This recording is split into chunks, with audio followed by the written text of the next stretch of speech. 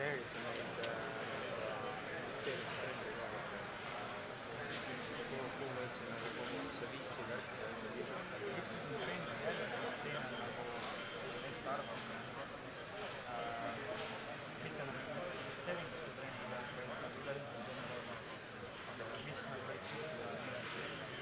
Me ei ole selles kõige parem arva veel, aga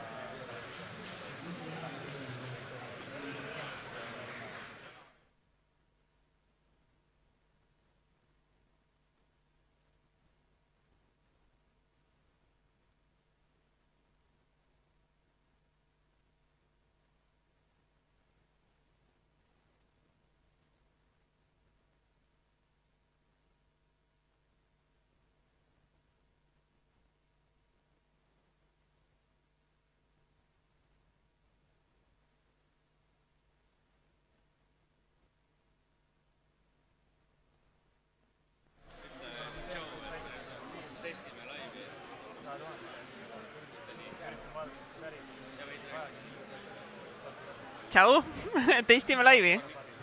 Testime laivi. Me testime laivi. Oh my god. Testing, 1, 2, 3. Launching Apollo team 1, 2, 5,000.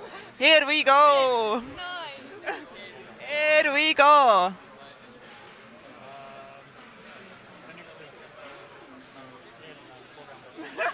Testime laivi. Kui keegi veel aru ei saanud, siis me testime laivi.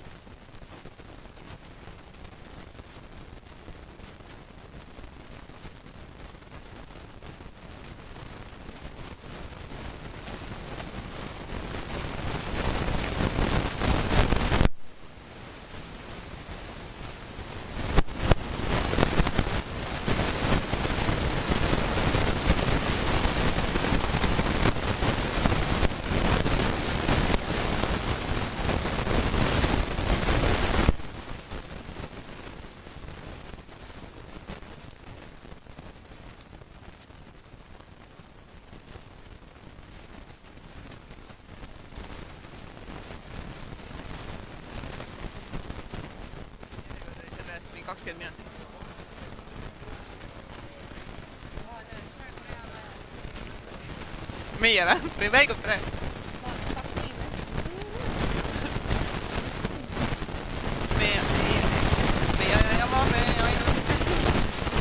Räägime tõsistel teemadel, Täitsa Pekkis saates nalja kindlasti ei tee üks mis kindel. Me räägime ainult tõsistel teemadel. Eriti kuna Vetemaa on Vietnamis. Me sahiseme. See jõuab nagu tsükil. Vist jah, mingi lääg ikka on jah.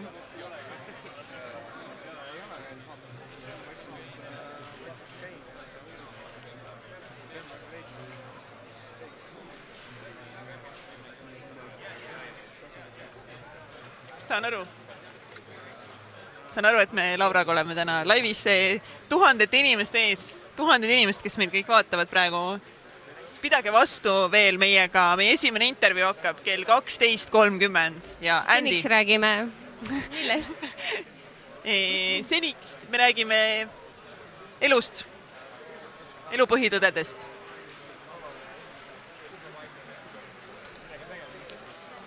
Kõigest, mis on hea.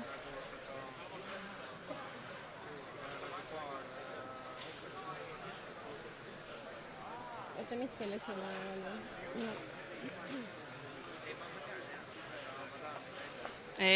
Minu teada oli 12:30.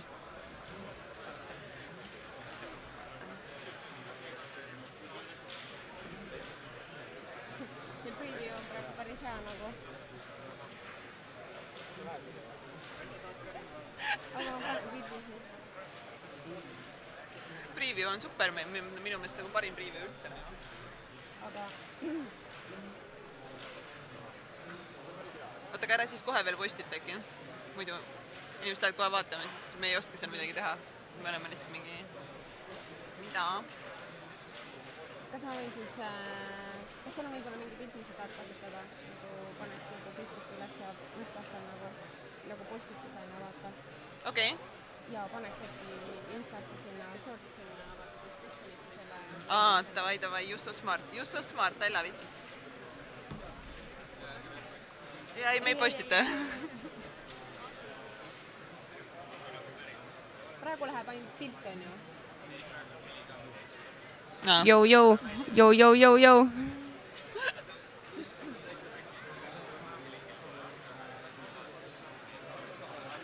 Me pole sinna ühtegi asja vist postitanud nagu kunagi. Kui keegi praegu, kui sa lihtsalt nagu kosmosest leidsid meid üles lambist, siis tere tulemast kuulama meid. Oled oodatud ja... Oled armastatud. Jaa, täiega. Sa oled meie lemmik inimene praegu terves planeedis maa. We see you there.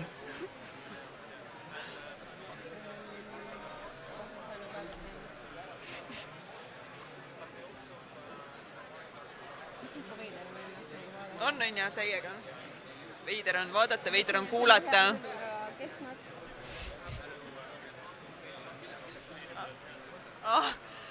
Kõik meie 31 tellijad, aitäh, et olete meiega, et te olete üldse pannud subscribe kanalile, millel pole sisu. See on super. Meil on head fännid, parimad fännid, ever. Cheers. Joome kohvi senikaua, mida ma ootasin 20 minutit. Väga oluline info. Siin STARTUP teil. Aga ei, väga hea kohv on. Teenindajad olid super tublid. Siin on umbes 4000 inimest, nii et... Ja STARTUP teil on 4000 inimest ja mingi 150 esinejad üle terve maailma.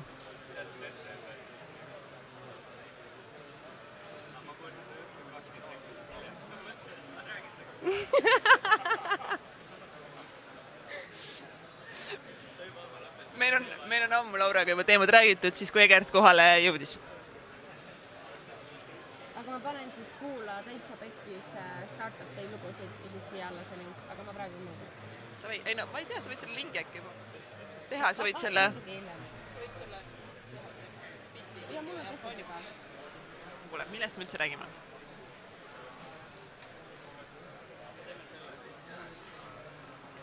Ja, muidugi. Oota, kas ma juba kuulen ka ennast või? Tahan ka ennast kuulda. Ainult ühest klapist kuuleb vist. Oo. 1, 2. Laura on... Ma nagu kuulen ainult ühe kõrva. Ja, me kuulemegi. See ongi mingi teema, selle puldi teema. Okay. Issand, kui lahe. Nii tore. Töötab. Kas võib ära võtta? Ei, Laura, sa pead nüüd olema terve see aeg, kus et siin sa pead olema klapid peas ja alati sa pead mingit teksti tootma lisaks sellele, et sa teed postitusi. Okei. Meil on vaja vaatan, palju vaatajaid on? 2 vaatajad. Laura ja Egert. On neid 2 vaatajat. Kui sa oled keegi teine vaataja, siis vajuta sinna kommentaaridesse ja kirjuta meile, kes sa oled ja kust sa tuled ja miks sa siin oled ja mis on elu mõte. Mis on edu võti? Kirjuta meile. Kommentaarid on välja lülitatud, aga noh. On või? Vabandust. Laura kohe lülitab kommentaarid sisse.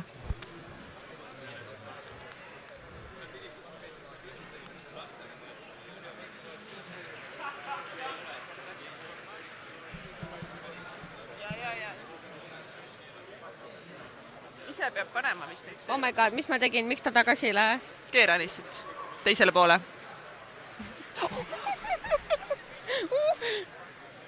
Wow. Issand, see on nagu täiega.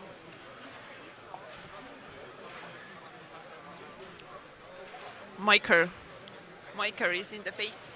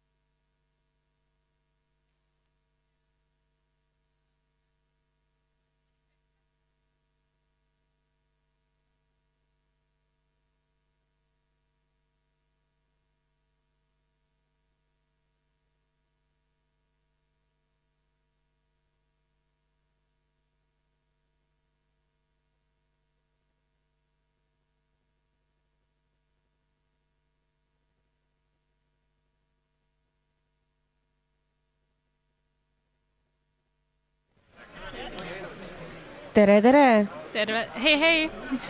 Suur päev! Startup Day!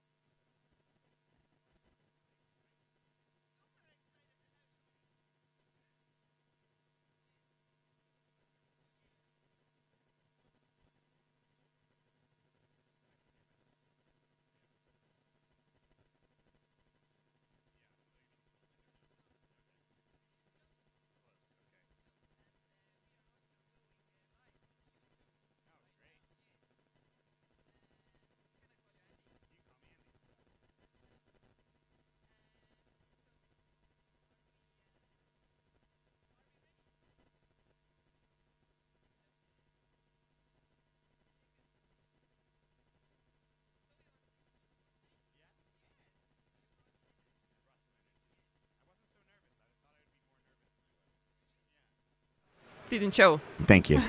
I got rid of the notes, which was helpful. Yeah. We're ready? So, hello everybody. Here, Andres SCHABELMAN. How do you pronounce Yeah, it? that's perfect. SCHABELMAN. So, Andy is an investor, leader, founder, and a mentor. And he's one of the first 30 employees at Airbnb. And right now, Andy is a VP of International Expansion at Fiverr. That's right. That's right. So, hello, Andy. Hi. Welcome to our podcast. Thank you for having me. So excited to have you here. And I think our Estonian listeners are also very excited to hear your story. I actually yesterday saw your, I went to YouTube and I put your name in there, and the only thing I found was like 11 years ago, your host reel. Oh my God, that is so embarrassing. You were like on fire, you were like having pillow fights Yes. with everybody and like... Yes. Did you want to become a real like TV host? I or? still want to be a travel show host on TV. So if there's anyone out there that can make that dream a reality, please send me a message after the show. But yeah, I mean, I really care about sharing my vision of the world with other people. So the way that I travel, the way that I experience different cultures so openly is something that I think is being lost in our society. And I want to share that in a deeper way. So being a travel show host was one of the ways in which I saw that as being possible. And then I went down the tech path and went down the Airbnb path specifically because I wanted to bring the world together. That I thought that you'd have the ability to, which was successful, at bringing random strangers from different cultures to meet and interact with one another. Because I see that as being the antidote to all of the problems that we see in the world, including climate change. Oh, really? Yeah, because when we realize how connected we are to one another, we must protect that which we, this planet that we live on. We must protect the world that allows us to have this beautiful human experience. Yeah, absolutely. You have done already so much in your life. Do you think yourself that you are successful? Well, actually, I think I'm leaving tech in a couple of weeks. And part of that is that I think other people see me as being successful, and I've For certainly made money along the way, Yeah. and I've gotten fancy titles. So I recognize that other people will see me as being successful. But for me, success is really based on two vectors. One is fulfillment, and the other is impact. And I think I've had impact, but maybe not to the extent that I've wanted to. And I think the fulfillment part is something that now I want to focus on, because the things that have made me quote unquote successful in this part of my journey have been that I've been so outcome oriented. So I've said, oh, I want to go get a Harvard degree, so I got it. Oh, I want to work at a really exciting, wonderful startup. I did that. I want to start a startup. I want to invest in a startup. I've always been so tunnel vision at getting things, and then I've gotten them, thankfully, which is awesome. But it's also left me not necessarily in my day-to-day doing the very things that are fulfilling to me. But what are some things that are fulfilling for you? Yeah. I find creation and creating things from a place of my heart, something that is an expression of who I am, to be fulfilling. So something that is, like, for example, right now I am launching a perfume. Really? Yes. Like your own brand? Well, at first I'm starting with one scent, and it's called Ceremony, and I'm writing a book. And Wow, congratulations. Thank you. And I'm starting to take acting and comedy classes. I'm doing things that are fulfilling to me, that excite me, that when I wake up in the morning, I know I am doing things that are a direct expression and extension of who I am. And oftentimes, I felt a little bit when I was in tech companies at a certain point, I still had to behave within a corporate kind of hierarchical institution, and that at times was difficult for me because I really wanted to be seen and see other people as equals. That's how I see people. And so I want to take a break from these systems that we've developed in business slightly that kind of take away people's ability to express themselves, because we use fear as part of our organizing principle around like around how we promote people, how we encourage people to grow. It's often not done with the idea of what's their best interest in mind. It's often done with what's the best interest of the company in mind. And I like want to take a break from that, I think. That's really really interesting. Tell me some of your biggest failures in life. What are some fuck ups? What did you do that went really wrong? Well, I mean, the first thing that comes to mind is, I think you're asking on the business side, but the first thing that comes to mind is personal, which is that I think I hurt someone, when I was in a relationship, and I think I wasn't honest and truthful, and I really hurt someone that I really loved.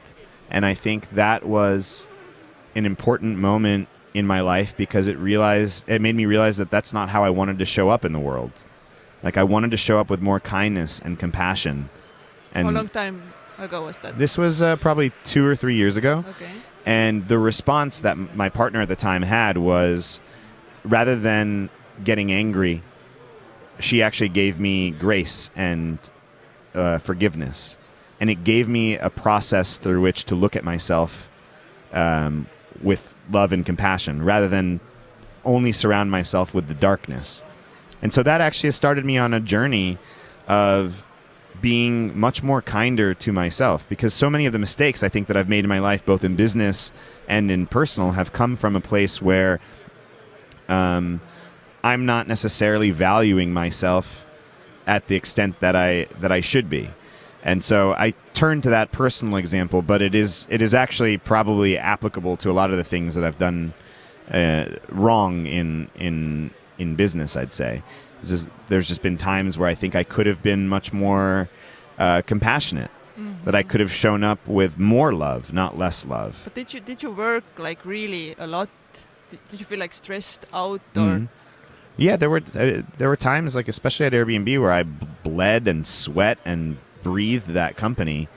You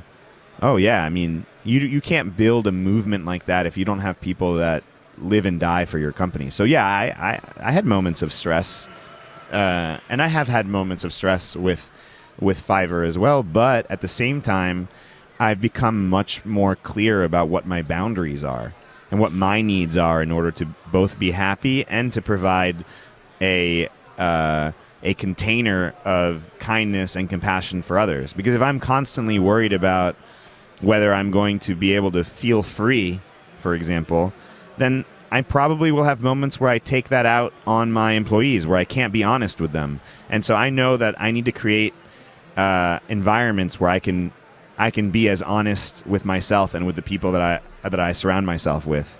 Otherwise, I might show up not in the way that I want to in the world. So you said you gave blood, sweat, and tears. Do you think that we, in life in general, do we first have to really struggle, and then see okay, maybe I don't have to work so hard and I have to value other things. Do you think that we have to go through and see the hardships, and then we see, okay, money doesn't matter, success in that matter doesn't matter. Do we have to go through all that? I think that I do think that having different human responses and experiences is an important part of growing. I don't think that we have to stay stuck in the pain or the suffering, but pain and suffering are an inevitability in our lives. It's going to happen one way or another. And so I think that these moments that we have to encounter these micro sufferings allow us to learn ways to then deal with really difficult parts of our lives, and to then have these tough moments be a part of our lives, but not have them dominate our lives. So I guess I'm saying I wouldn't actively avoid suffering, because in any way it's going to happen, that you might as well have the experience of experiencing what it's like to feel something, to really feel it, and then have it move through you, rather than pushing it away, which I think is actually really dangerous too. Yeah. What are you fearful today? Like, do you have some fears today about the future? You mean in my own life, or do you mean like in your own life? Yeah. Like you as a person. Yeah, what yeah. kind of fears do you have? Yeah, I do have moments where I fear mediocrity. Like I'm scared of feeling like I've died a failure, or that I've died without leaving the world a better place than when I came into it.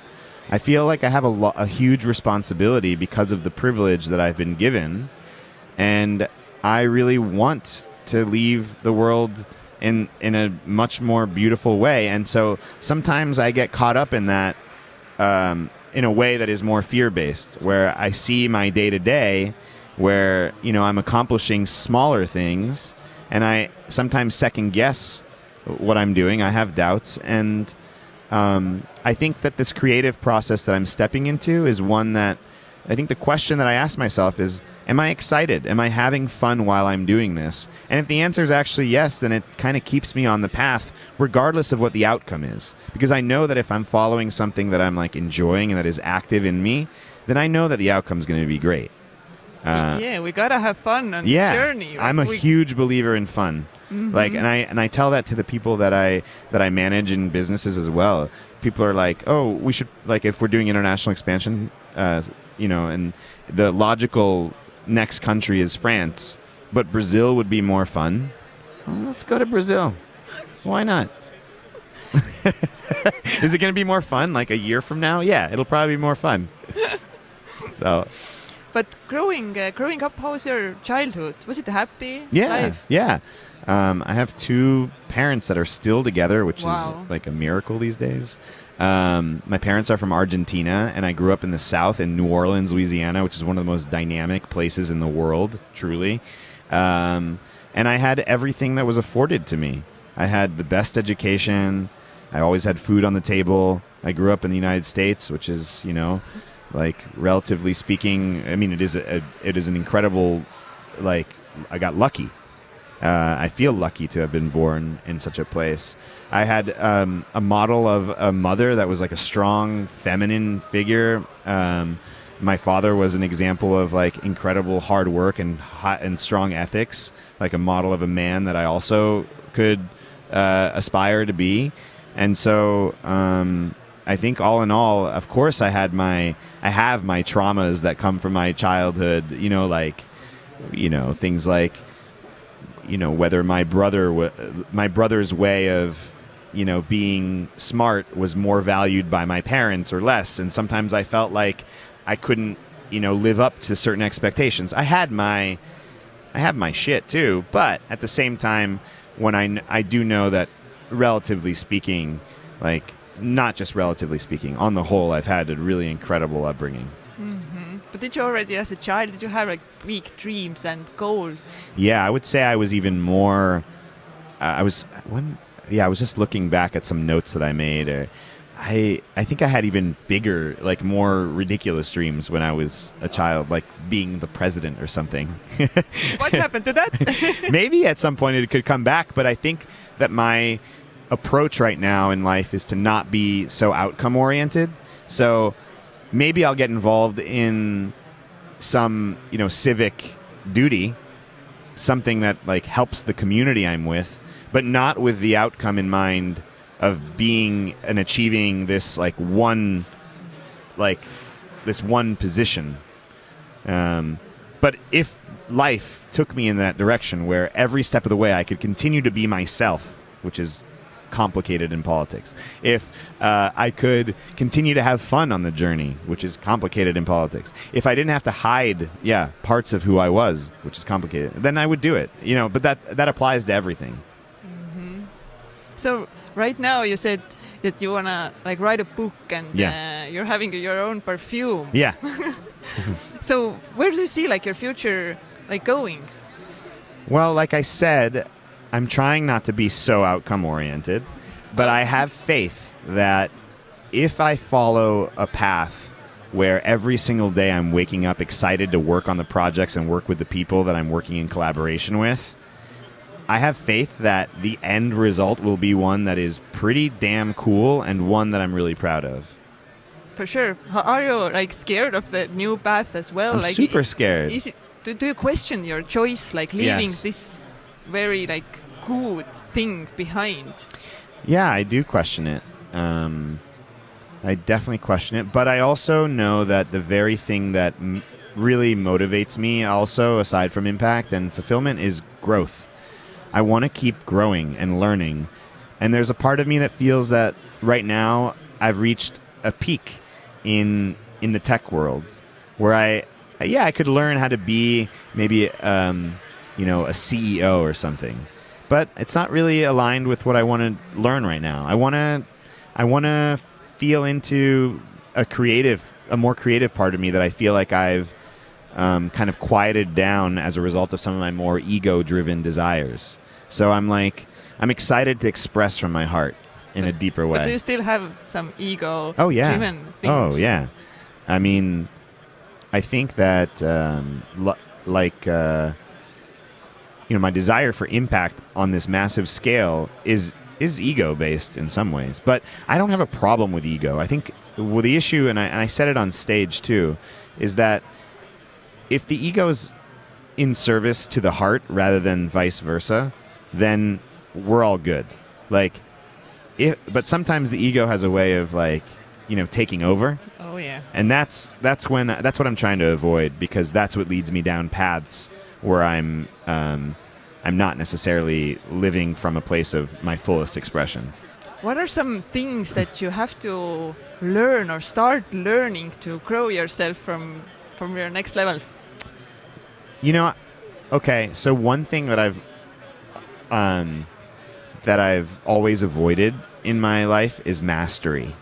I've been really good at a lot of things, but not really great at any one thing. Oh, really? And it served me in tech, because I could do so many things, from marketing to even product to hiring to managing to user research to data to presentations to you name it, I could do it. I wasn't the best at any of those things, but the fact that I could be a jack of all trades was kind of an advantage. But I do think that I have not mastered a skill. Like, you mean one specific skill? Yeah. Okay. And I think there's a fear at the core of that, or there's some sort of trauma that exists there. So I'm curious. I think curiosity is a big part of my life. I'm curious about what it would be like to push through and master something, even if I knew I wasn't going to be the best in the world at it. Like, just to master it because I really enjoyed it. Like right now, I'm really enjoying acting. Or taking acting classes. I'm not even acting. I've never even acted on anything. So Estonian public, if you want to put me on a cool Estonian show, I'm available. But I'm enjoying acting, not because I want to be a famous actor, the next Brad Pitt, even though I could be. No, I'm kidding. You for sure could be. Thank you. I think you can be whatever you want to be. But I'm not looking at it from that perspective. I'm really enjoying the process of learning, and I probably won't be the best actor ever to walk the planet, and that's okay. I think I'm excited to master something without necessarily getting blown off course because I knew that I wasn't going to be the best at it, which is why I think I've avoided mastery. So I'm curious about that. That's one path that I'm excited about, and then collaboration is another part that I've really been enjoying. So the perfume that I'm creating is in collaboration with this woman in Joshua Tree, this magical national park outside of Los Angeles. And the book that I'm writing is in collaboration with another writer. And together we work and we come together and we talk about our fears and we talk about our lives. And the product is an extension of both of our lives. And it's fun. It's fun to kind of maybe the writer sometimes feels like because it's in collaboration, he can't express all of his creative thoughts because he's worried that he thinks he should keep it all to himself. Well, maybe there's a way that I can work with him to have him see this moment as actually the moment where it makes the most sense to express. And maybe he can then he took me to a bookstore like a week ago, and he was like, look at all these books out here. It's probably likely that your book won't be successful. And that was helpful because it allowed me to de-anchor from the ego. Because I was like, yeah, you're right. It probably won't be successful. So what? I can still. So what? So what? I'm gonna do this because it's fun, and I'm gonna enjoy it. What will the book be about? I don't know fully because that's part of the thing, but it is. I think we're going. I think it's going to be fictional because I felt a little bit uncomfortable with being like this guru that like speaks to people from a place of knowledge when I don't know shit. Like I'm learning like everyone else. But basically, we're going to personify different parts of your psyche. So your fear will be a character. Your gratitude will be a character. Your compassion will be a character, Ooh. and they'll kind of like fight it out. Wow, that sounds really interesting. Let's see what happens. Let's see what happens. When do you think it will be ready? I think by November. Really? Yeah. Is that far or soon? What did you think? It's soon. Okay. You said you don't even know exactly what's the book about, Yeah. so I think it's soon. But I think Yeah. it's gonna be awesome. I hope so. I was thinking, though I'm not sure, of maybe even including the perfume in the back part of the book as like a Ooh. gift. I don't know. We'll see. I would love that idea. Like you get the smell of the author. Yeah. Yeah, but maybe I won't even tell people that it's back. It'll be like a secret. Ooh. I don't know. It's like a surprise. Yeah, a surprise. What is this smell? I'm wearing it right now. But it's called Ceremony, and it's a kind of different indigenous ceremonies that played a role in my life, including ayahuasca and some other plant medicines from the Amazon.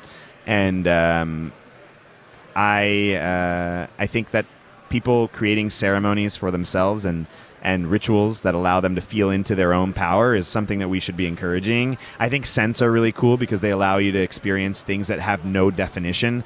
Because it's connected to memory, what your experience is with it is different than my experience. And so it's kind of a place where there are no rules, where the container that we've defined the world to be, it ceases to exist within the container of a scent. And I think those are the ideas that I want to put out in the world. Ooh, that sounds so exciting. When you look back at your life, do you have a specific moment or moments that you felt that your life shifted? Like really great moments, or you found out something or accomplished something, or your life completely changed? It's always happening. So this last year, my parents were thinking of moving to like a retirement community, and it bothered me, and I was like, why are you already thinking of death and your final like home? And it was very difficult for me to deal with. But on the other side of that was this more realistic vision of my world, of my life, like that death is a reality, that I no longer could see it as something that was so far away, and that was okay, because even though I was grieving my childhood, it created space for something else to come in, like a more truthful view of the world to step in, which I think is a shift, which like that I think is a loss of innocence. It's moving from childhood to adulthood, but there is also something really beautiful about that. To be able to see the world in all of its truth, even with its darkness, and to still like get up every day and be excited to change it. Another experience that has changed my life is Burning Man. Really? Yeah, so I've been to Burning Man 7 years in a row. It's a big part of my life. It's a reminder as to what's possible when humans can come together and care about each other. So, we get a lot of messages in the media that like we're past the point of no return with climate change, that we are completely just screwed on so many levels. And when I go to Burning Man, I see that actually humans are really creative and impressive creatures, and that once a year I get a reminder of that, and that's really exciting. And then and the other thing that it's taught me is how to receive, because as you know, I think you know that Burning Man is not, there's no money that's exchanged. People gift things. Well, in the past, I've been very comfortable gifting, but I've been less comfortable receiving. And so the power of the gift in Burning Man has taught me how to be a better receiver. Laura is showing us how much time we have have left. Usually we do this podcast like 2 hours long, and we go like really like deep into like failures and lessons. And now they gave me only 45 minutes, and like, oh my god, how am I gonna cover everything in this podcast? But what do you think is like one of the most bravest things that you have done in your life? Bravery. What does bravery mean to you? I think doing something that you were so afraid of, or that you didn't want to do, or didn't think was possible to do, and you did it anyways. Through fear and everything, like misbeliefs and everything. I honestly, because I use fear as a blueprint, and I'm really wired to. I can identify when I'm afraid of something. I know that feeling.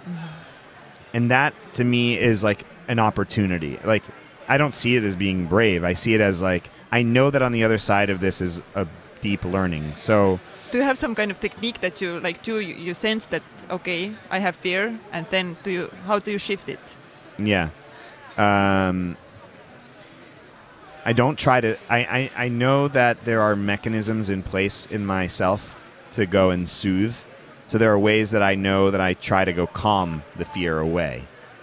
So let's say, for example, I have a fear of, in this new creative part of my life, I have a fear of not having enough money. Right? Because I'm leaving the world of tech that has like the salary and the equity, and I'm going down this like much more unknown path. And the fear around scarcity settles in. Now, I could go and get a consulting job. I could get the influx of money by, various different mechanisms. But I'm also aware that system of soothing the core need in that moment is going to make me miss an opportunity to learn about where my scarcity mindset comes from. And so that then starts me on a process of discovery. That could happen through therapy. It could happen through body work. It could happen through meditation. It could happen through conversations with friends. It could happen through shamanic practices. Do you do all of those things? Yes. You do? Yeah, because, and I think it's, and yeah, totally. I mean, and I think therapy is an important part of that, because I think a lot of people will do the spiritual practices, but then not incorporate it into their actual psyches and their lives. So I think therapy is a big part of that.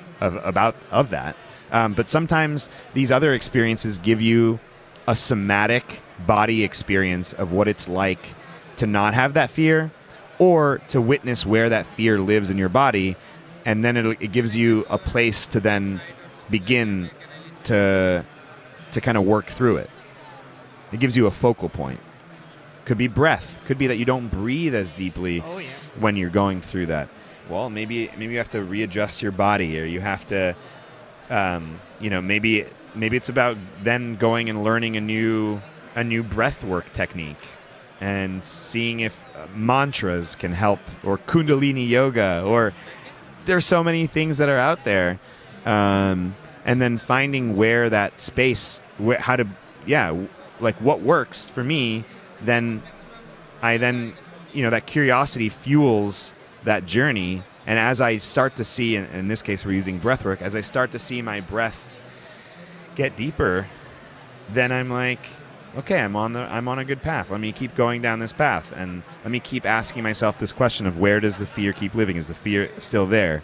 What am I doing? Where is it coming from? Can I have a conversation with my ancestors? Maybe there's some deep ancestral work I need to do, So I try to stay open to the possibility that the blind spots that I have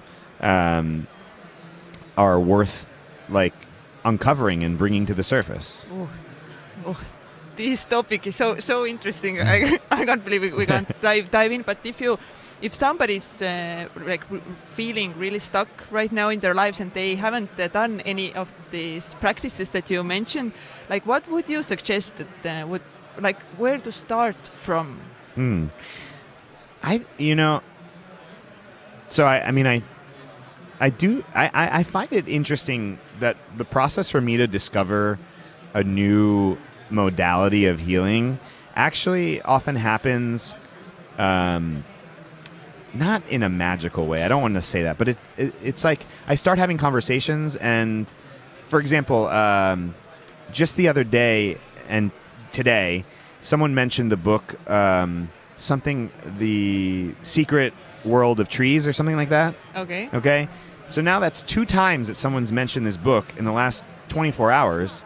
And I'm like, okay, maybe I should probably check out this book. You probably So should, yeah. so things start appearing when I'm in the most open space of my life, when I'm very open-minded to things shifting. It's funny what appears on the path. And I take those little nuggets that appear very seriously, because I'm like, I don't know if I do probably see it in some way spiritually, but I don't really question it. I see the thing on the path. It's plopped on it multiple times. People keep mentioning it to me. So let's do it. But if you had to choose like one, would it be like meditation, breathing, ayahuasca? I do think it's different for every person. Yeah. So I think therapy, and like psychodynamic psychotherapy, is a really great place to start, because a lot of the traumas that we have exist because of traumas that have existed in relationship with other people. And so psychodynamic therapy allows you to work on those traumas in a safe container with someone that you end up projecting all of your shit onto. And it's a really cool, I think it's pretty magical too. I think therapy is a great place to start. I think meditation's great. I think any sort of body practice. Do you meditate daily? I try not to be so... No, I mean, I meditate as... Sometimes I meditate and I fall asleep. 50% of the time I probably fall asleep, and I'm okay with that. Like, I try not to be so...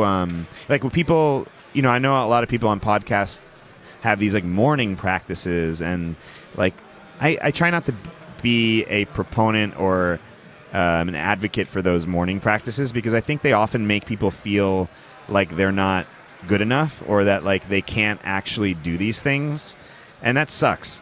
So like, I don't think there are any rules around what meditation even means.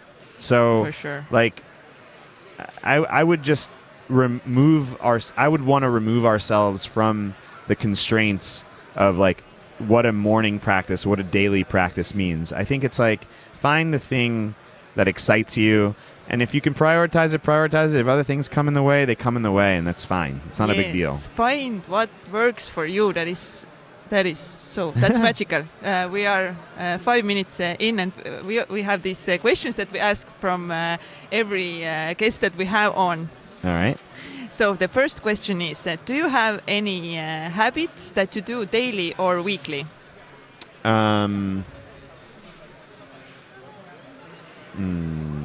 have a gratitude practice right now around, I do eat meat, and I at least try to honor and acknowledge the work and the lives that have gone into the food that I'm eating. So I try to sit with my meal prior to eating it, and at least honor the animals. Do you put like your hands on your food I'd say thank you. Yeah, in my mind. You know, I do have a meditation practice. I breathe in Ma, and I breathe out Om.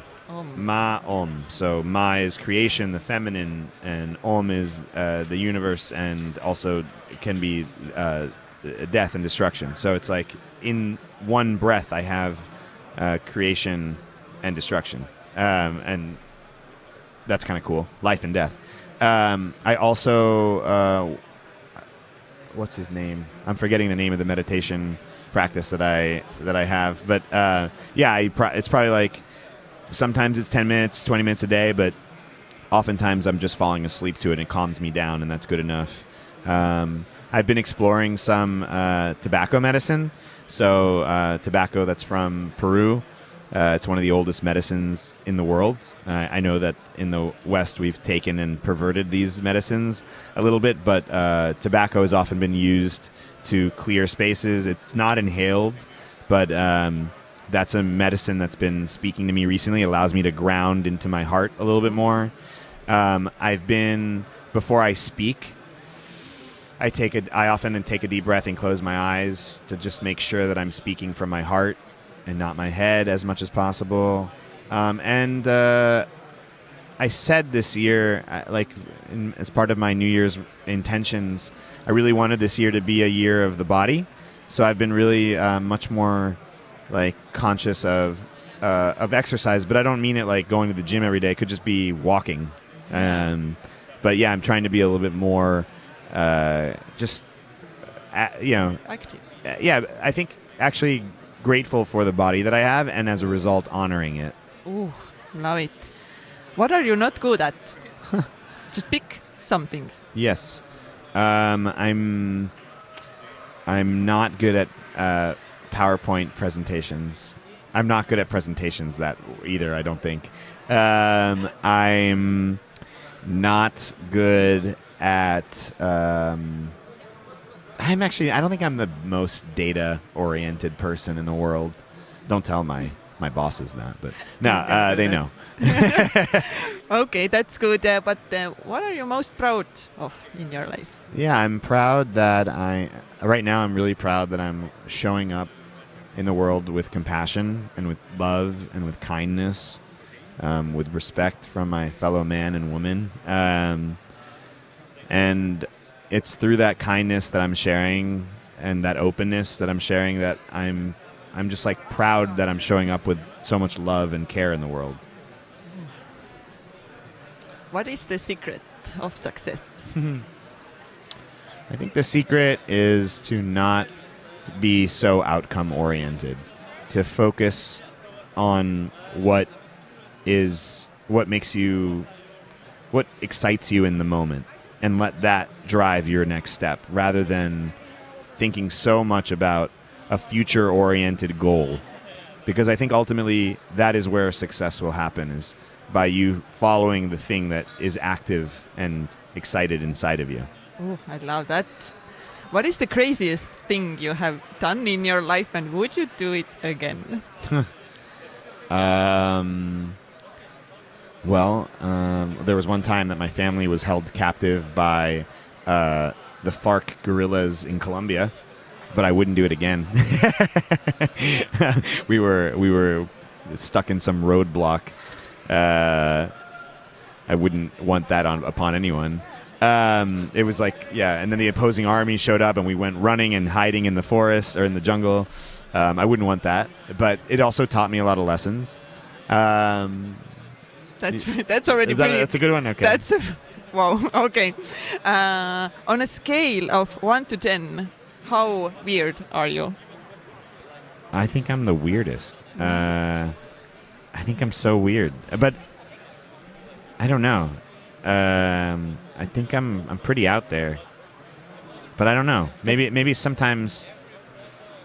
I also have played by the rules a little bit, though. I think I'm going to get weirder. I think I've been an 8, and I'm about to be a 10. Ooh, I love that. What are your some of most favorite books? I don't have a huge reading practice, actually. Ooh, that's interesting. But I'm moving towards having a more of a reading practice. It just used to be my brother's form of the thing that he made him so smart, and he was such a book guy, and I kind of differentiated myself by being so people oriented. So I'm kind of going back to valuing books again. But my main form of learning has always been human interaction. Love that. I love that. Oh, we have to wrap it up. We have to wrap it up today. I hope so much that one time we can sit down and go deep into some things. I'm happy to. I would love that. Thank you so Thank you for much having me. for your time. I wish you all the best luck Thank you. in your new journey. You're Thank gonna skyrocket, I know that. Thank you. Where can our listeners keep an eye on your journey? Yeah, I would say SCHABELMAN.com and my Instagram, which is Schabelman. So SCHABELMAN. And then keep a lookout you'll be able to link to off of SCHABELMAN.com the business that will have the book and the perfume, which is called The Formless. So keep a lookout for that brand coming out. Ah, yes. Thank you. And we are out for now. Thank you.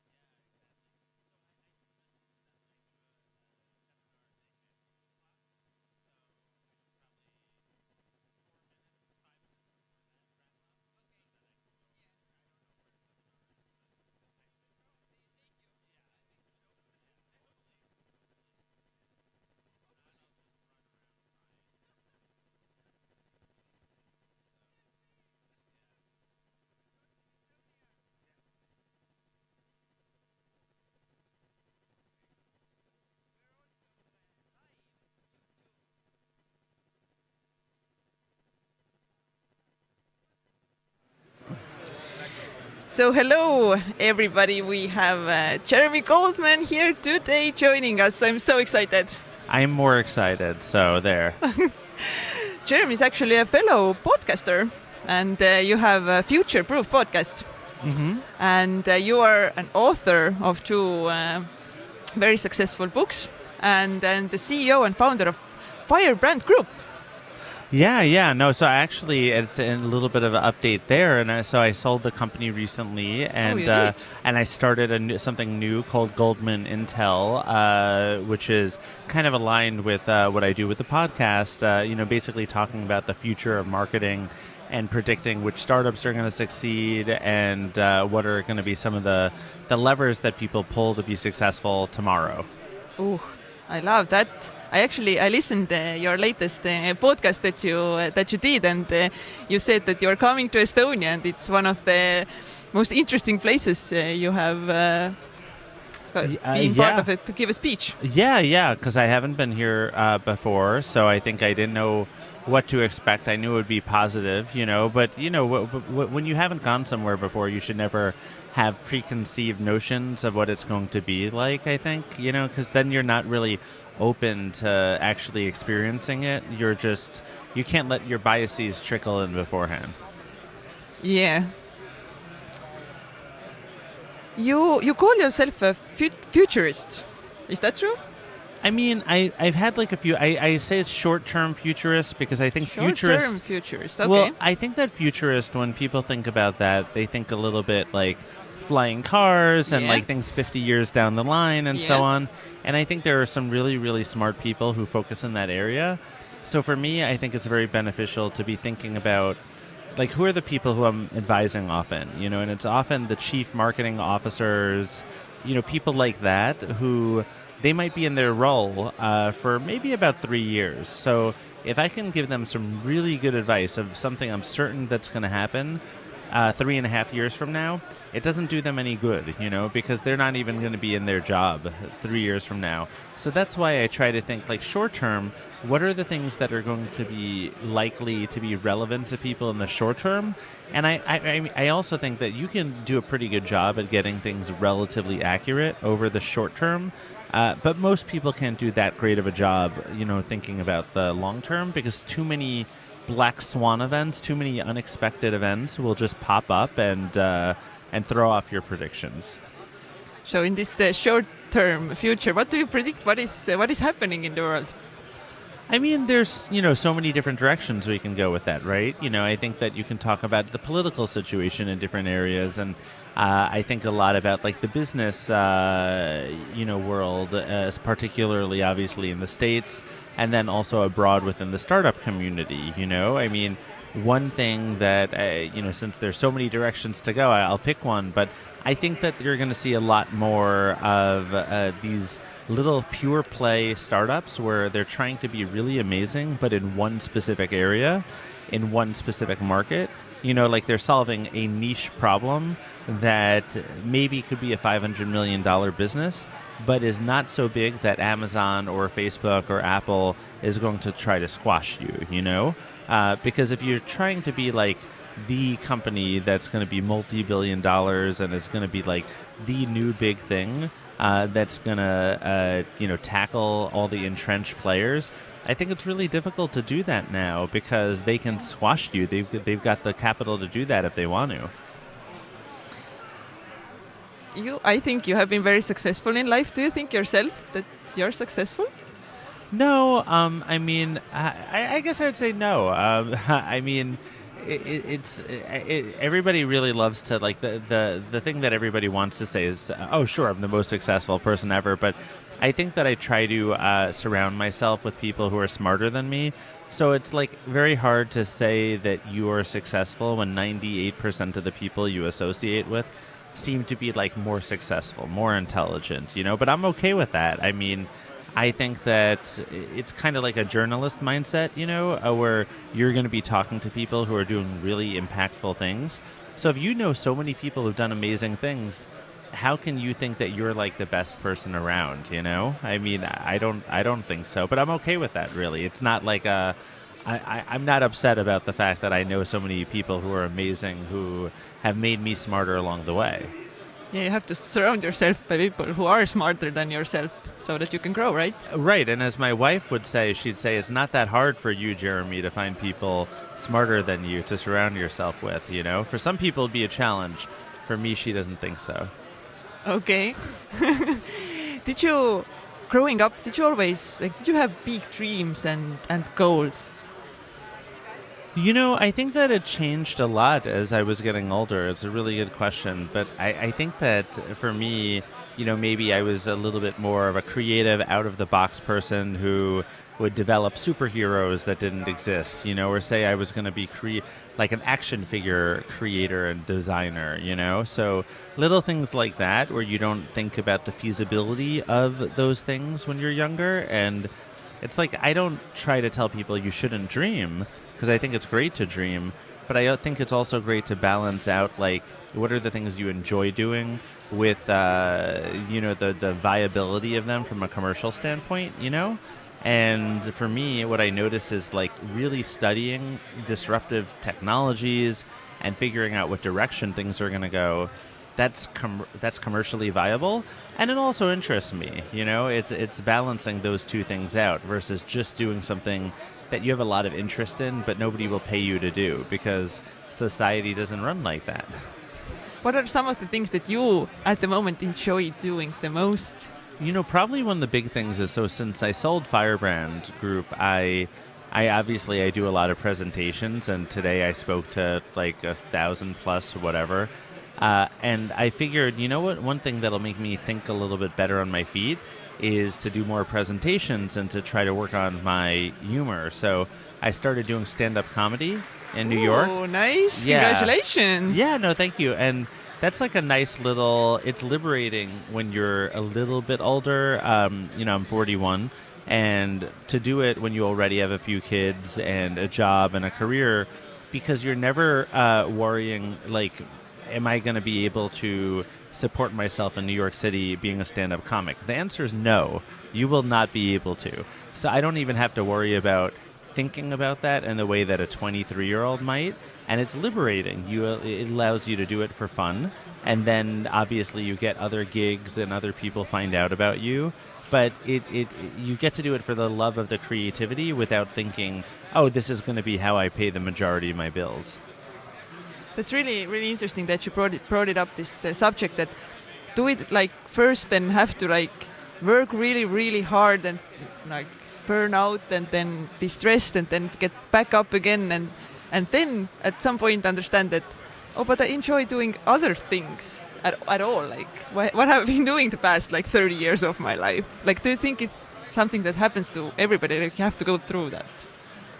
I mean, I think that we go through it, and I also think that when you think about nowadays, and there's studies on this, I cited some of this in my second book, Getting to Like, where I was talking a lot about personal branding and how nowadays people have more careers than a generation ago. People had jobs, so in some ways it's like we live in this world where you have the ability to switch careers, where you can really think like very honestly about, do you want to start a podcast? Do you want to start doing some stand-up? Do you want to switch careers entirely and start teaching yourself how to do so at night? We live in a world now where that's possible. And 40 years ago, when you would be like on the auto manufacturing line, you wouldn't really be able to have that thought in your head and have it be a realistic possibility. And that's why I feel like we're so lucky to be growing up in today's economy, where it's a lot more open and you can try new things and you can experiment and you can think honestly, like, should I do a real career pivot? Yeah, you have done some, I know in your last company, some pivoting a lot. Do you have done pivoting in your personal life as well? That's, I think that one of the top ways that I might have pivoted, actually, in a weird way, I don't know if this counts, but I realized that when I was single and I was looking for, figuring out like who I should date, I was very much like, I wanted to find the most interesting people. Every single girl that I dated was very different from the girl before, and I was making some of the same mistakes over and over. So I said, let me go out with somebody who seems like the exact opposite of all the things that I'm looking for. And then that's honestly, it's how I found my wife. And that's why I say, like, if you had to ask me what my type is, I would tell you so many different traits, but none of them would describe her, because wow. It's like I kind of pivoted from what I thought I wanted to something that is very different than that, but I think is still, like I'm glad that I did. I'm glad that I taught myself to try something different, actually. It worked out great for you. But do you think like the society also pressures you to have some, like you should have like this kind of wife or this kind of car and this and this and this, and then you're like I should, but you actually want the opposite?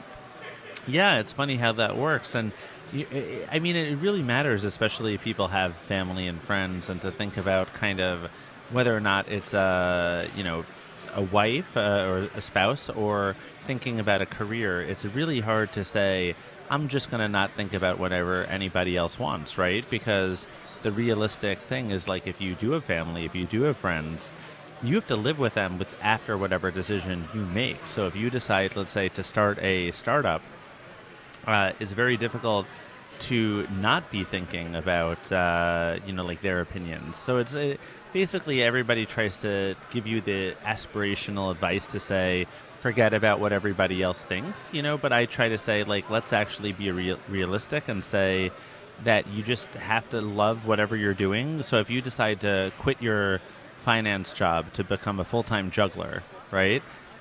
You have to decide, okay, how much do I love juggling, and is it worth it to be ridiculed by all of your family and friends? I mean, maybe it's worth it for you if you love it enough, right?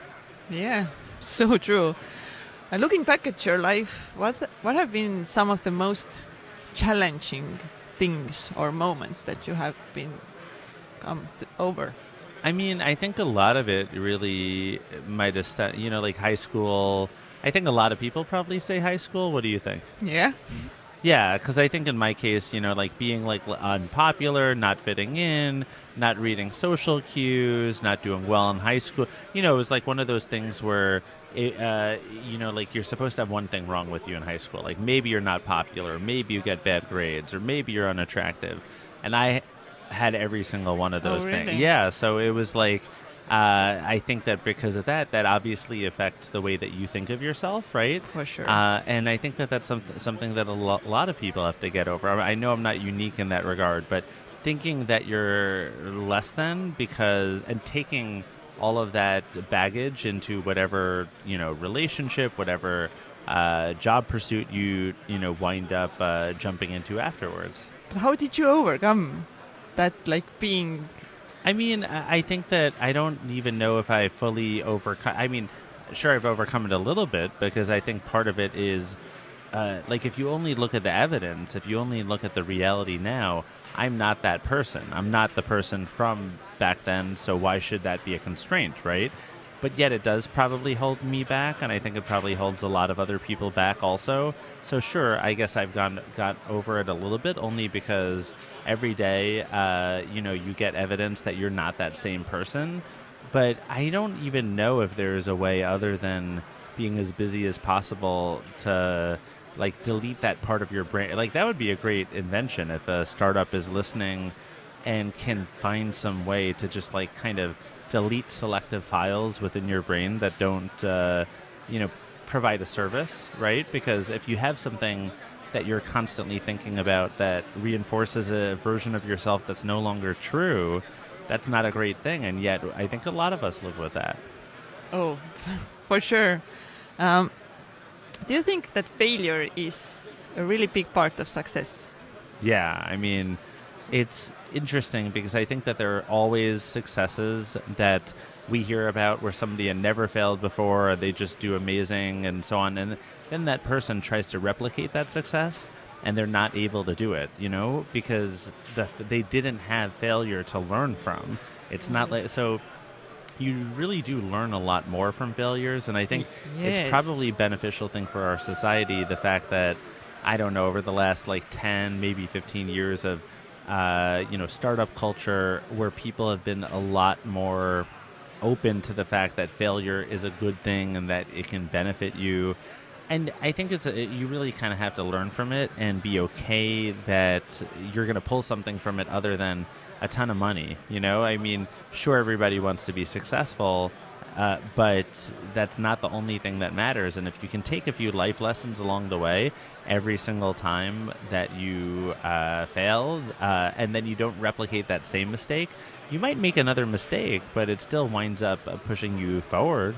Oh yeah, for sure. I totally agree that we learn from our failures like a lot, not from our success as much. What are some of your biggest failures in life? I think that for me, like I think a perfect example is you can almost make an argument to say like every single thing you do in life is a failure. I mean, I don't know if everybody would agree, but I'll give you an example. For instance, like I've had some people congratulated me when I sold Firebrand, and then I looked at it and I said, yeah, but I'm not sure if it was a success in the sense that it could have been bigger, right? So failure is in the eyes of the beholder. I think that when I looked at that, I said I could have picked a few more ethical team members. There were a few people who there were some issues in the way that they conducted themselves. There were some people who they didn't, and it was my fault, for finding people that I could interact with well and have kind of like a good relationship, but didn't compliment me from a skills perspective. And I think that that's very important. You need the right skill sets to balance one another, the right personality types to balance one another to be successful in a startup. I think I started to pivot a little bit closer to the sale of the business so that we would be a little bit more balanced between market research and future-proofing work, as I would call it, versus just implementation work, execution. And I think I could have realized that I should do that pivot a little bit earlier. So those are some of the lessons that I take from it. But I really think it's important to say that, you can, if you really wanted to, you can make an argument that virtually everything you ever did in life is a success, right? You could do that. And you could also make an argument that every single thing that you did in life is a failure. And they're both true to some extent. There's not like a, you know what I mean? Like, tell 1,000 people a situation, they're not going to all agree if something was a success or a failure. Is Facebook a success? I think a lot of people would say, yeah, is one of the most valuable companies around. But I think that you could also make an argument that they've had a lot of problems they haven't been able to solve that they've had for years. So under that logic, it's not a success, right? But when you have failed, like in your personal life and in business, what are some things that you like do, or do you like take the failure into your heart and you're like, fuck, I fucked up, like what's next? Do you like go down, or do you have some techniques that you're like, no, I'm strong, I keep going?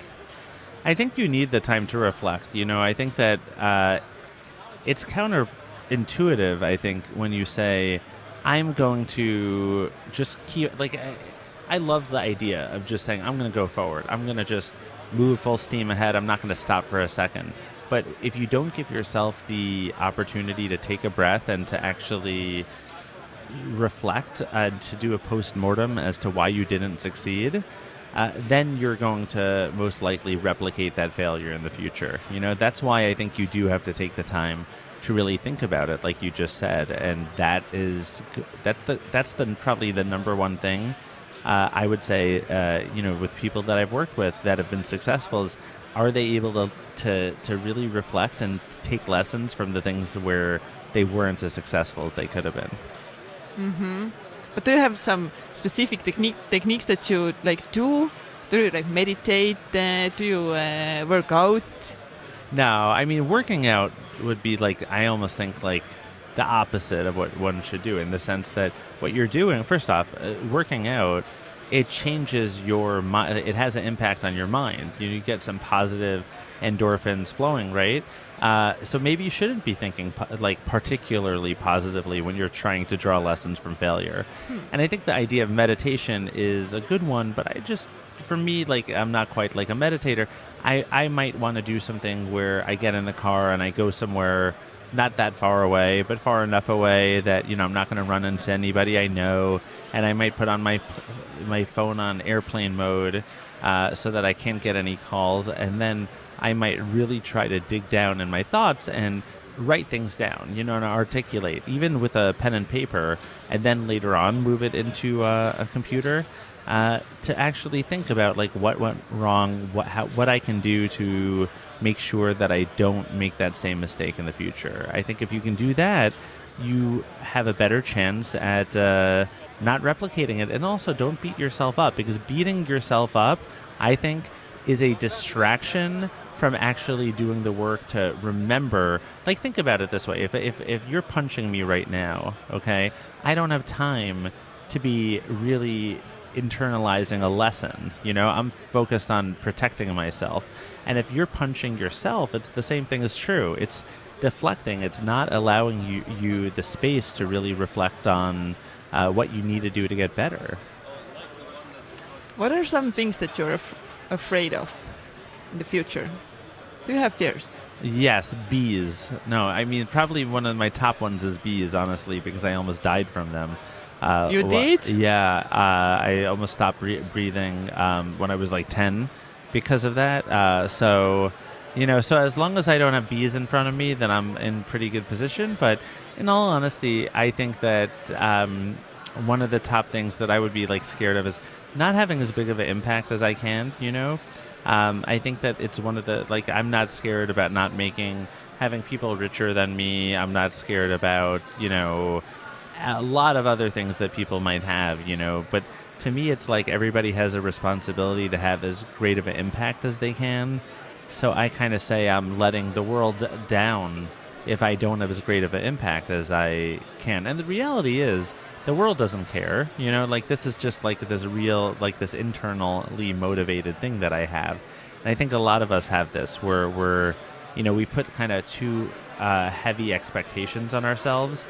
And I think, you get this. The reality is that if you're spending too much time beating yourself up and having too high expectations, then the reality is that it makes it a little bit more difficult to hit those expectations, to reach your goals.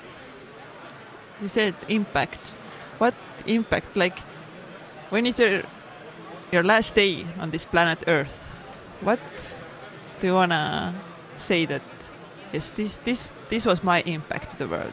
I mean, I think for me, it's a matter of everything positive that is going to happen in the world.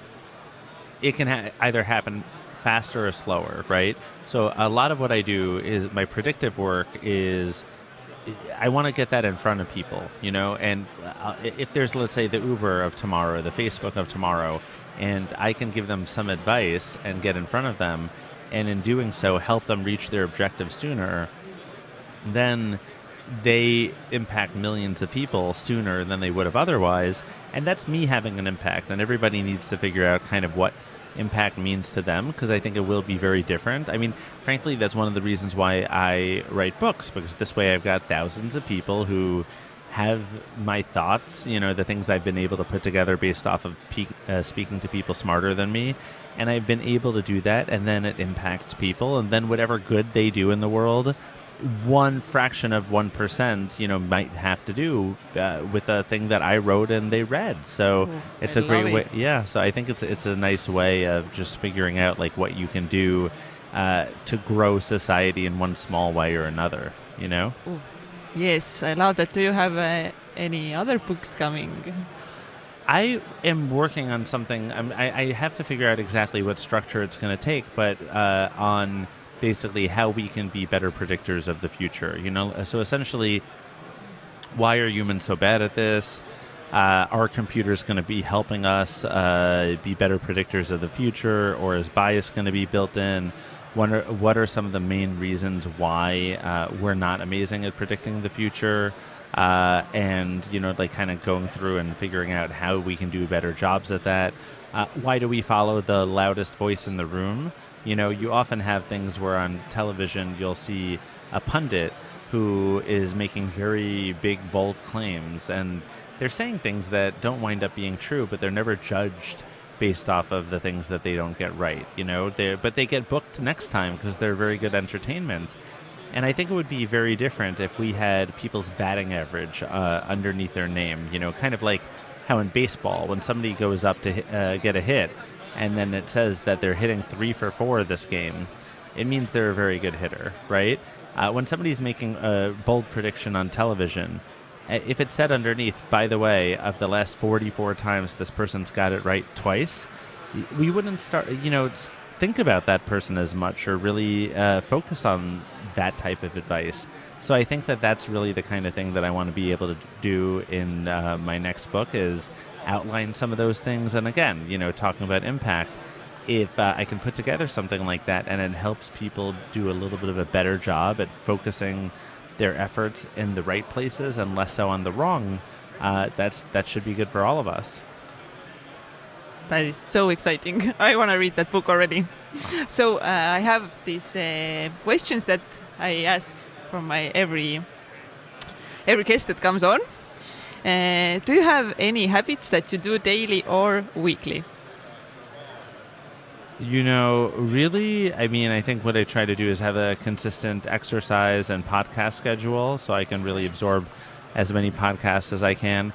And then I think apart from that, one of my top things in my schedule is really reading comic books before I go to bed, because I think that's like a nice, relaxing thing that gets your mind off of, it puts you in a different mindset versus like some people I know who are doing work right before they go to bed. And I think it doesn't put you in the right mindset going to bed, even if you really love your work. What are some of your favorite podcasts? What are your recommendations? What do you love to listen?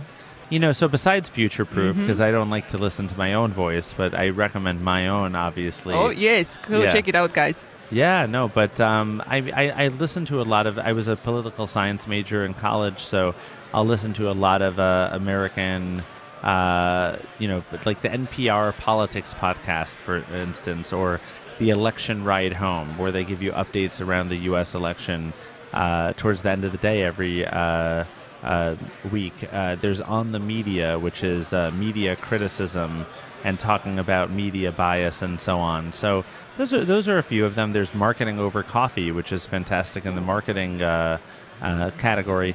And I think that there are so many these days that I know. I think it's like it's great. And I mean, I'm sure you have this too, where it's like you want to consume more content than you know that you're able to. So you have got to make choices what you're going to... For sure. And it's tough. There's a lot of good stuff out there. I mean, I wish almost that we lived back in the time where, you had a lot of options, but not so many that it was overwhelming. It is overwhelming at times, yes. What are you not good at? I mean, a lot of things, but I think probably putting things away at home and throwing things out are two things I'm pretty not good at. And I don't think I'll ever get better at that, just because there are so many things that I'd rather spend my time on. And when something is never, ever, ever the number one thing you want to be doing in any given moment, it's probably not going to happen.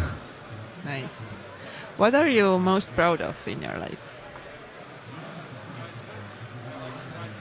I think it's going to wind up, to some extent, I think it was maybe my first book because it was great that I got to be an author and also that I got to start a company. I think it's going to wind up being my kids eventually is the way that I think about it, because it's almost like it's a math problem, like if you have a lot of different people who read your books, but then that you're only responsible for a fraction of a percentage of any success that they had by virtue of reading, what you wrote. But then you have I have 3 kids. So if you look at them and then you say, whatever they do, I have a very large percentage stake in what they do. And, I try to be present enough that statement will be true. If one of them does something impressive, and if you do the math on it, like if one of them is successful, then I'm going to be able to say that a lot of that was because of me. So I think probably that'll be what I wind up being proud. They're young now, so they've done nothing so far. But, I think as they mature, like kind of like a bond, like I think that they'll mature, and then that's probably what it will wind up being. What is the most craziest thing you have done in your life, and would you do it again? I don't even know what the craziest thing that I've done in my life. I mean, because I don't think I'm not that interesting. Like there are some people who challenge themselves by doing skydiving or climbing a volcano or like some other crazy stuff like that. But I'm not even a huge traveler. I think besides when I go other countries to speak, then I'm not the most amazing like traveler in general. So I wish I had a great answer to that. But I mean, crazy in your own words, like in your own matter. I mean, crazy in my own matter could be things like meeting, Sven from Startup Day at a dinner at Web Summit, and then finding out that he is doing this event, and then start saying, hey, let's go, let's figure out how I can support it, and to do a talk, and, let's figure out what the talk's going to be. So I think that for me, crazy are things along those lines, saying, sure, I'll go to Estonia, why not? Being open to everything is kind of like the closest that I can get to from a crazy standpoint. Because I'm open, but I'm also not so interesting. What is the secret of success? I think the secret to success is to define success the way that you define success and not the way that anybody else does. Because if you let somebody else define it for you, then you wind up chasing it for a long time, and you might even reach it, and then you realize that you're not getting any fulfillment out of it. And I think that's very unfortunate and sad. And that's why I say, I don't know why we live in a world where everybody seems to say that the 2 ways to go are to be as rich as possible or to be in a nonprofit and then not to care about money at all. why can't we be in between? Why can't we say, I want to have a life where it's comfortable, and then apart from that, I'm going to, define success in all these other terms, such as the influence that I have in the world, versus working to get $1 more, €1 more that's not going to make me any happier and might actually make me less happy. So really defining it on your own terms is probably, I think, the way to go. Yes. On a scale of 1 to 10, how weird are you? I mean, I think it's probably like a 9.5. I don't know that many people who have as diverse interests as I do, but actually pursue them, and will actually, I allow my incongruous interests to bleed into one another, and I'm relatively unfiltered. So I think that it's a mix that I don't know if I always see in other people. Like sometimes I see people in a work environment where they're so stuffy and it drives me crazy. And then I think that I just try to live like my most authentic life, which is that to say I don't have a personal brand and a professional brand, I just have myself. And I try to be pretty consistent across all of, facets of my life. And I think that in some ways that makes me a little bit different than a lot of the people that I run into in business. And I'm totally okay with and I'm proud of. Ooh, that's a very, very interesting story I want to get into, but we don't have time. Do you read a lot, and what are some of your favorite books? Yeah, maybe it's cheating to say this, but I mean, I think that partially because of my love of podcasts, I started getting into audiobooks. So I'm really reading / listening to a lot of them now. And I think especially when you travel, it becomes very beneficial to get into audiobooks versus print books. So I've read a few really good ones, and I think on average I maybe get a new audiobook in maybe once every 2 weeks in addition to all my podcast consumption. So there's a lot there. Is there something, some book that you want to recommend that really has changed your life or had the most impact? I think that, there's certainly been some on the business side, but it's interesting because I think that sometimes even on the novel side, I don't know if a lot of people cite that, but I think a lot about how The Count of Monte Cristo or The Great Gatsby or a few other books where they're novels, but then you identify a lot with a protagonist and you start to almost act as if you are that person, So there are a lot of situations in which I read a novel and I identify so much with the main character that I start to feel like, hey, you know what? It would be good if I run my life the way this character did. Like what? And like who? So The Count of Monte Cristo and Great Gatsby, I mentioned both of those because they have these main characters who are kind of slighted in very different ways, and they build their whole life around how to react to that being slighted. And for me, that's kind of, I think, this thing where I've had a little bit of a chip on my shoulder, maybe people will respect me if I do this, or maybe people they'll feel bad for not liking me in high school if only I achieve this and this and this, right? And I think that it's only very recently where I started to act maybe more mature and then not let that type of stuff control me. Because I think that we all have certain things from the past that start creeping in and start to control us, and you just have to say, no, I'm not going to let it happen. It's not to say that they haven't had a big impact on me. I'm maybe maturing a little bit past there, but I think that generally if you see somebody in a novel, or if you see even a superhero, because I read superhero books all the time, is who do you aspire to be? Sometimes it's not realistic to be Daredevil or Thor, but that doesn't mean that you can't draw some type of inspiration from those characters. Where can our listeners keep an eye on you?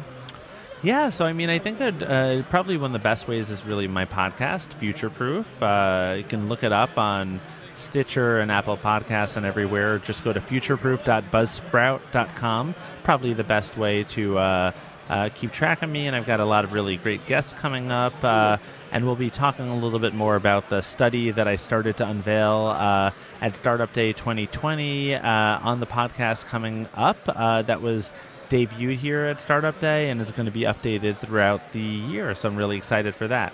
Oh, really nice. Yes, guys, check the podcast out. I listened it. It was very interesting. I will keep doing that. Thank you so much for giving us the time and your knowledge. I'm really sad that the time was so short. I want to dive deep in, but thank you so much. No, this is my pleasure. Thank you. Bye-bye.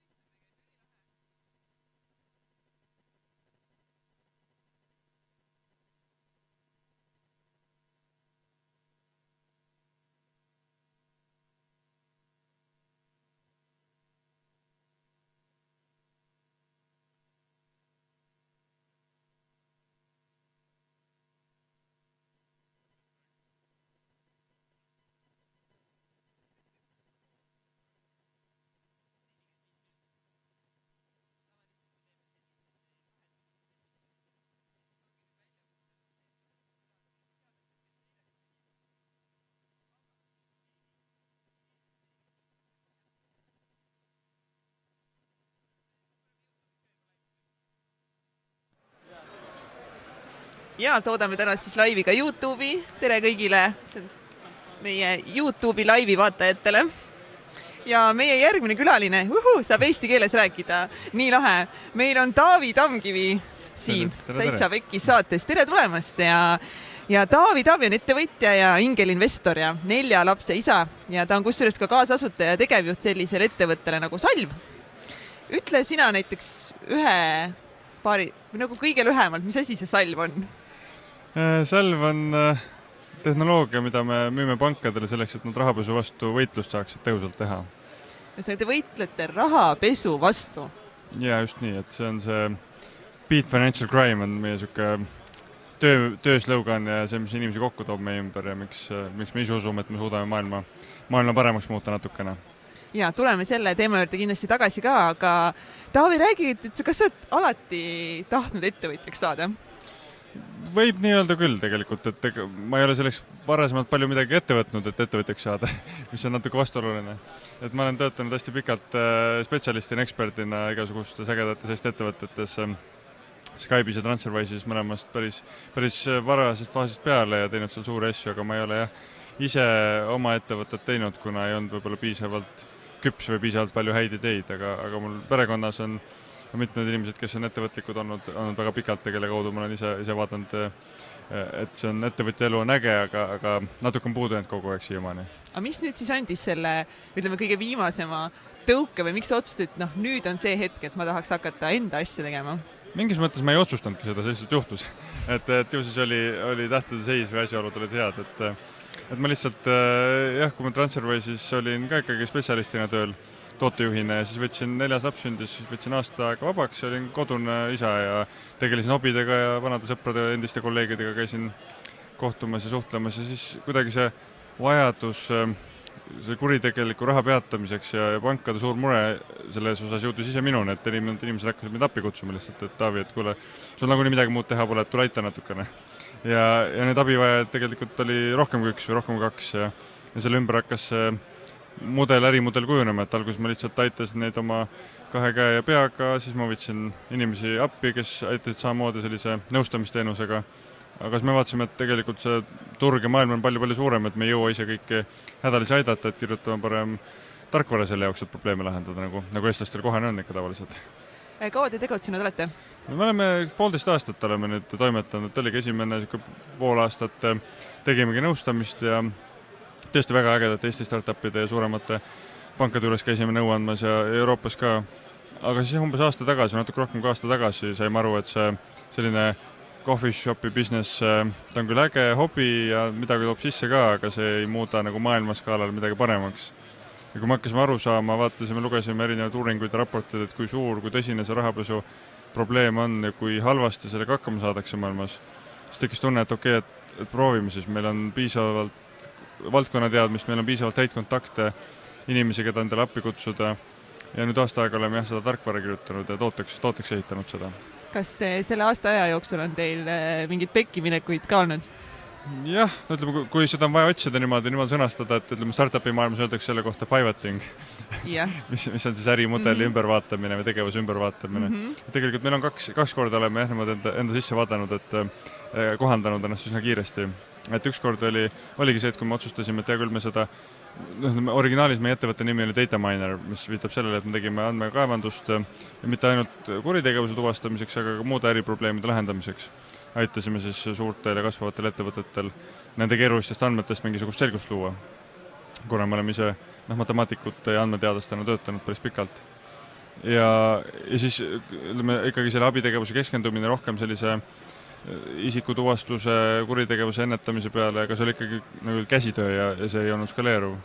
Ja see esimene pivot või esimene pekkiminek oligi siis, kui me otsustasime, et okei, et kirjutame siis tarkvara, mida saaks skaleeruda üle maailma.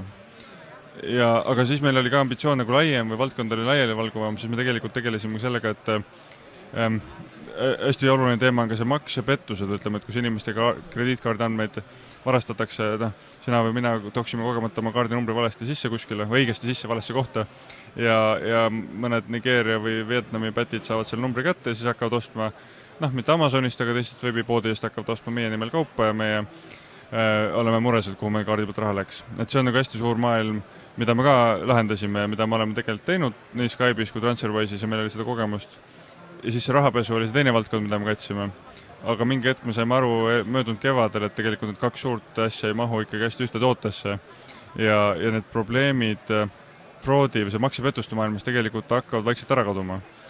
Kuna on, tänapäeval Eestis ka kasutame, eks ole, Apple Pay payment meetodid, kus see raha varastamise oht on nii palju väiksem, et seal ei ole seda vastutegevust vaja tehagi.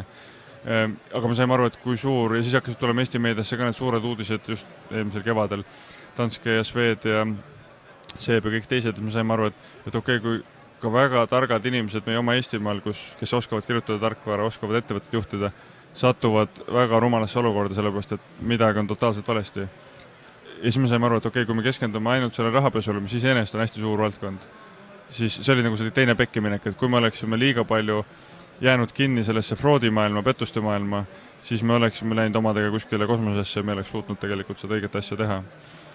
Kui raskelt need otsused on tulnud võtta see uus suund? Üllatavalt lihtsalt, et see on üks õppetund, mis on ka võib-olla on see, et kui minu ümber on inimesed, kes tegelikult on harjunud sellise hästi varajase faasi ettevõtlusega, siis nende jaoks on selline katsetamine, proovimine, õppimine oma vigadest igapäevaselt, selline igapäevase elu osa ja üksteist motiveeritakse ja togitakse selle nimel, et mis sa siis täna õppisid või mis sa eelmine nädal õppisid ja räägi meile ka ja mida sa oled võimelis muutma. Et see on nagu, see sõltub inimese vanusest, see sõltub just sellest töökogemusest, sellest kultuurist, kus ta varem on töötanud. Et kui me oleksime kõik tulnud kuskilt suurest pangast, siis me ei oleks kindlasti suutnud seda teha. Aga nii seesama see TransferWise või Pipedrive'i või Skype'i kogemus, mis meil oli, või siiamaani on, et see aitas tegelikult väga kiiresti otsustada, et kui ei toimi, siis teeme midagi muud, et mis seal ikka teeme. Et me teame, et me suudame inimestena ja kiiret fookust parandades suudame nagu hästi edasi liikuda. Kas see ettevõtja elu, mis sa ette kujutasid, kas see on osutunud selliseks või on see hoopis midagi muud, mis sa enda vaimusilmas ette nägid enne siis enda startupiga alustamist? Ütleme, äge oleks öelda jah, et nii palju uut ja nii palju põnevat, eks ühest küljest ongi, aga teistpidi ma olin piisavalt lähedalt näinud erinevate ettevõtjate elu ja lugenud ma ei tea, lemmik podcast ja saateid kuulates, kus tegelikult inimesed räägivad oma alustavatest ettevõtetest ja failure'itest. Et selles mõttes see vastab üsnagi ootustele. Mingis mõttes võib-olla isegi on lihtsam, et kui paljud startupid räägivad, et iga päev on selline käib tõusude mõõnadega, et on super happy ja siis on jälle täielik pettumus ja et emotsionaalsed lained käivad üle peale kokku. Et loomulikult meil on ka sellist nuputamist ja küsimist, et kas ikka on õige, mis me teeme, kas me läheme õigesti edasi. Aga ei ole sellised tohutud draamasid või nagu tegelikult sisemist stabiilsust on rohkem. See on võib-olla ka üks huvitav asi, mida me tegelikult ettevõtet asutades panin enda jaoks paika, et me ei taha rabeleda niimoodi 24/7, et nagu selline klassikaline startupi dogma on see, et sa pead hirmsasti tööd lõhkuma teha. Mis just nagu noored, kes tulevad ülikoolist välja, kes võib-olla kogemust on vähem, kellel ambitsioonikust ja pealehakkamust on hästi palju rohkem, teevadki seda. Me ise, mõtlen, 4 lapse isana talus elades ei olnud seda tunnet, et ma saaks ja tahaks panna nagu kogu aja töö tegemise alla. Ja samamoodi need inimesed, kes minu ümber koondusid, nad hindasid ka seda, nad on elus teinud väga palju ägedaid asju, pingutanud tohutult. Nende kogemus ja kompetents on nii suur, et kui ma ka 2 päeva nädalas saan selle inimest enda lappi kutsuda, siis see minu ettevõtte jaoks hästi suur võit. Ja kui temale selline töötamismudel meeldib ka ja ta töötabki 4 tundi nädalas või 2 päeva nädalas või 4 tundi päevas või 2 päeva nädalas, et siis see on super kombo. Jah, kogenud, ehk siis see selline mõõdukas töötempo ja rõhumine enda kogemustele, mitte nii väga töötundidele, siiamaani on aidanud seda sukest sisemist stabiilsust hoida. Ja fookust ka, ma saan aru, et siis te siis keskendute nagu mingi kindlal ajal mingi kindlal eesmärgile, siis te teate, et see on see ja siis on nagu puhkeaeg, et selle väga kuidagi paika pannud hästi. See on just hästi hea ka, mida pika töökogemuse pealt, aga lapsevanemana tegelikult on paljud inimesed õppinud, et just kes on noored emad, ütlevad, et ta teab, et kui ta laps magab 2 tundi lõunat ja ta 2 tunni jooksul peab tegema ära selle asja, nad suudavad väga hästi keskenduda ja selle 2 tunniga teevad võib-olla sama asja ära, mis teine teeb päevaga. Ja selline kogemus, et mul ongi piiratud aeg, ma pean efektiivne olema ja pingutama, see väga hästi töötab. Loomulikult full disclosure on kogenud startuperid, ma kujutan ette juba nägusid, kes ütlevad, et targuta, et sellise laisklemisega kuskile ei jõua. Kindlasti on sellised, absoluutselt. Aga nagu täna ma oma ettekandes ka rõhusin selle peale, et ütleme, see seltskond, kes meiega töötab, nad ei muretse oma igapäeva sissetuleku pärast või ütleme, kui meil see asi ka ebaõnnestub, siis nad on väga kõva kogemuse võrra rikkamad, nad on väga hinnatud tegijad juba praegu, aga ka siis edaspidi, et keegi töötuks ei jää, nad on saanud mingi kogemuse rikkamaks. Teistpidi on see, et need asjad, tehnoloogiad, mida me ehitame, see on küll äge ja ümberringis on hirmus fännamine käib, mida ma ise ka väga hindan. Aga teistpidi veel kord, et kui me vaatame oma elu tervise peale, abikaasad, elukaaslased, lapsed, koerad, kodud, et ka ütleme, selle aja peale, kui need ettevõtted, mida me ehitame, neid enam ei ole. Kas nad on ebaõnnestunud, 20, 30, 40 aasta pärast meil ei ole neid, aga need inimesed, kes me ümber on, need võiks ikka olemas olla. Et nendega suhete hoidmine, see kodu stabiilsus hoidmine, ma tean, võib-olla see kõlab sükse vana inimese jutuni juba, aga tegelikult see annab nagu nii palju kindlust, et elus on ka muud prioriteedid paigas. Et ma tean, ma olen olnud tudeng, ma lõhkusin tudengina igasugu ägedaid asju teha, et kus mul need väärtushinnangud olid teised, aga nüüd ma näen, et sellise pereisana ja kogukonna liikmena ma tegelikult ma hindan seda, kui ma keset tööpäeva saan minna näiteks lastele kooli rääkima matemaatika rakendamisest elus, et miks matemaatikat päriselt on vaja ja mis võib-olla süstib järgmisele lennule 6. või 7. klassi lastele arusaamist, et nendel päriselt on mõtet õppida seda tüütut igavat asja, mis muidu võib-olla nüri. Et ma saan rääkida, ma ei tea, Eesti lasterikaste isade teemadel, et julgustada näiteid tuua, et see ei ole see, et kui sul on palju lapsi, et siis sa oled kuskil eluheidik ja pead nagu toetust küsimus käima, vaid saad täiesti normaalselt edukat tööd teha, kui sul on suur pere. Muud sellised väärtused, mis tegelikult on mulle olulised, mida ma teistega jagada. Et ma hindan seda, kui mul see töö tegemine ei võtta kogu seda vaba muud aega ära. Kas just isaks saamine ja isaks olemine muutis sinu väärtushinnanguid ja sa hakkasid siis maailma kuidagi teise nurgalt nägema? Kindlasti, aga mitte ainult see. Ma ütlen, see on, kuna ma elan oma perega esivanemate talus ja selline talu, ma loomulikult ei ole mingi loomakasvataja põlluäri, aga ikkagi see taluperemehe mentaliteet kuidagi nagu tuleb igatpidi külge. Ja mulle hästi meeldib see, et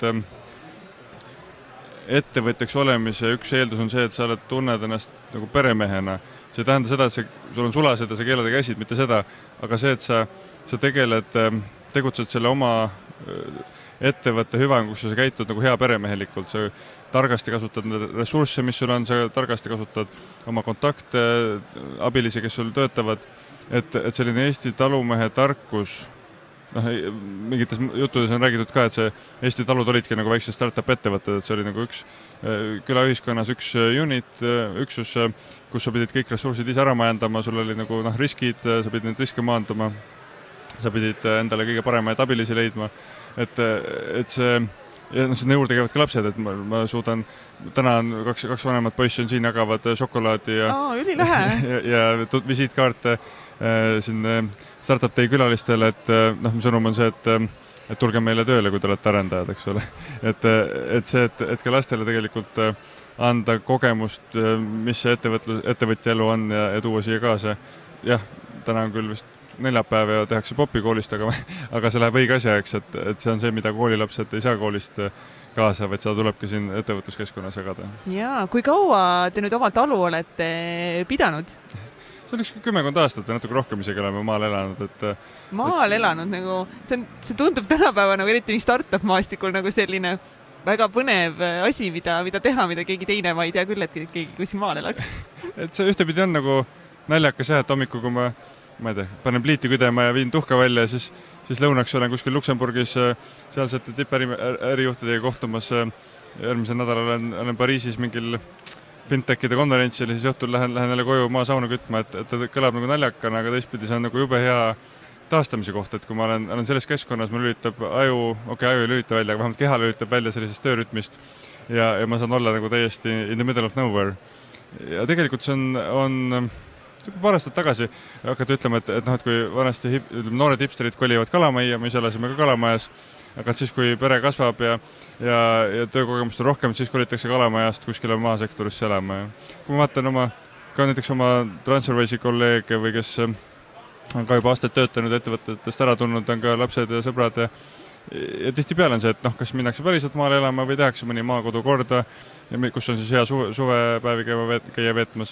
Et see tegelikult on kisub metsa poole päris paljusid ja just see taastamise võimalus. Aga mis on kõige raskem seal talus elamise juures? Ütleme, optimistina võttes ei ole midagi rasket, aga tegelikult kõige suurem väljakutse on logistika. Et see on ka üks hobiprojekte, mida ma proovisin siis, kui ma olin isapuhkusel lahendada, et oleks selline paindlik ühistransport või nõudepõhine ühistransport oleks ka maasektoris Eestis, et ütleme maasektori poolt, mida otseselt äriliselt ei ole seda otstarbekas pidada, aga ütleme kohaliku ühistranspordi asemel. Ja see projekt tegelikult täna Saaremaal vist on juba katsetuses ka, ehk siis mõte on selles, et kui ma olen 40 kilti Tallinnast, mis tegelikult ei ole kaugel, see on autoga sõita pool tundi linna, mul ei ole probleemi, aga sama, et kui lapsed tahavad kooli minna või koolist tulla, trenni minna, siis ei ole võimalust, et mina või abikaasa ei veaks neid autoga edasi-tagasi.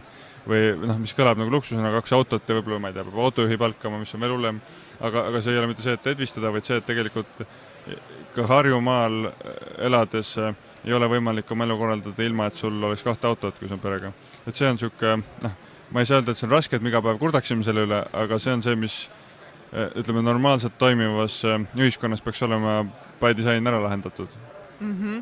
Räägime sellest, et sa jäid siis lapsega koduseks, otsustasid, et isa võtab isapuhkust. See ei ole võib-olla kõige tavalisem veel meil Eestis, ma olen aru saanud, võib-olla ma eksin, ma ei tea. Aga kust see otsus üldse tuli, et sa nüüd jääksid lastega koju?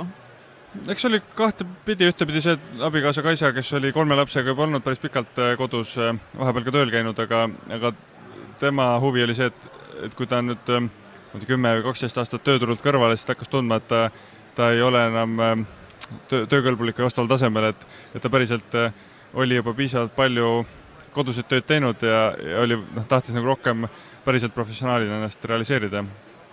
Ja teine pool oli kindlasti see, et mu enda kuna ma olin TransferWise'is juba 3 aastat selleks ajaks töötanud ja 3 aastat TransferWise'is on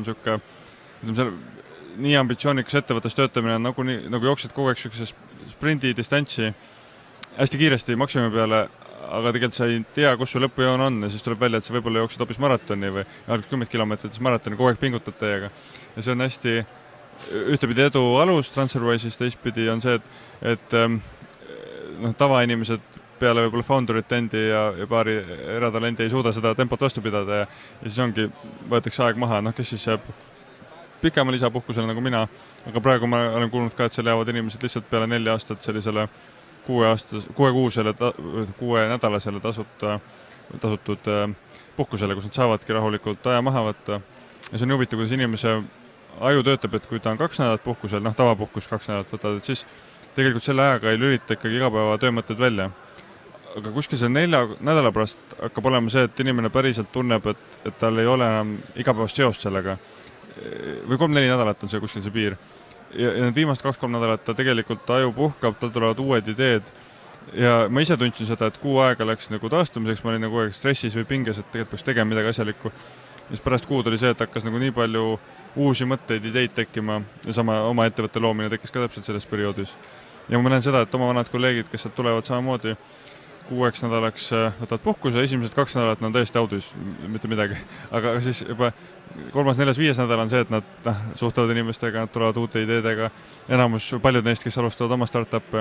Et see on selline, võib-olla üks soovitus ka, et kellel iganes sellise kiiretes töökohtades võtke, mitte 2 nädalat, võtke 6 aega maha ja see on nagu taastumine on nii palju kvaliteetselt, mitte 2 korda parem, aga 10 korda parem võib-olla see taastumisprotsess. Aga kui sa nüüd koju jäid lastega, kuidas sul oli mingi ettekujutus, milline see hakkab nagu olema ja mida üldse üks kodune ema või siis isa teeb, aga mis see nagu reaalsus oli, kui sa siis jäid siis 4 lapsega koju, ma saan aru, või? 3 lapsega? Ütleme, 2 käis juba koolis tol ajal, 1 käis lasteaias ja 1 kõige väiksem tütar oli siis vist 3-kuune, kui ma jäin koduseks, et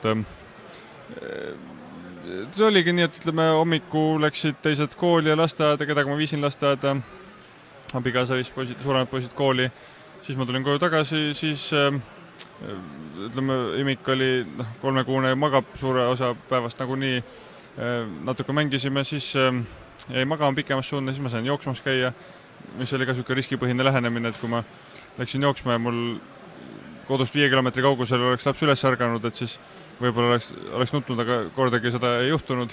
Wow. Kui ta suuremaks kasvas natuke, siis vaatasin ilus sügishommik, võtsin seljakoti või selle kandekoti selga ja läksime Kõrvemaale matkama.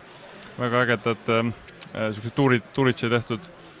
Et sellised ilused momente oli palju, ma ei saa öelda, et ma 4 päeva nädalas oleks matkamas käinud, aga selline elamus oli meeletult äge, et ongi ilus mingi esmaspäeva hommik, septembrikuu, kõik tormavad kuskile, ma vaatan, et läheks nüüd lapsega metsa jalutama ja matkama ja selline vabadus oli nagu nii kosutav. Ja teine, mis oli ka kindlasti see, et Tallinnasse tulin, jalutasin käruga ringi, sain kohtuda sõpradega, vanade tuttavatega, kellega polnud aastaid aega niisama lobisemas käia, kutsusin kohvikutesse inimesi. Loomulikult, ütleme, jällegi full disclosure, 3 kuu pärast mul oli tunne, et mul on vaja lapsehoidjat, kes siis hakkaks mulle rohkem vaba aega andma selleks, et ma saaks nende rohkemate hobidega tegeleda ja eks see niimoodi graduaalselt läks selles suunas, et ma järjest rohkem tegelesin muude hobidega ja järjest vähem siis igapäevase lapsehoidmisega. Aga selle sai niimoodi toimima, et see kodune lapsehoidmine, see kindlasti ei ole ja ei pea tähendama seda, et hommikust õhtuni inimene istub ja mängib lapsega, vaid see, et see elukorraldus on lihtsalt selliselt seatud, et on aega, ei pea tööl käima, on aega lapsega tegeleda, on aega muid asju teha, sporti, hobisid, sõpradega suhelda, et seal peab olema ka balanss või tasakaal, et muidu on tõesti see, et juhtubki, et kui sa oled 1,5 aastat kodus majast väljas käidki ainult teiste imikuemadega rääkimas, et siis jooksebki ühe kokku, aga tegelikult on võimalik ka nii elada, et sa oled tegelikult ühiskonnale avatud ja sul on palju rohkem aega võimalust uut ägedat ideedega tegeleda.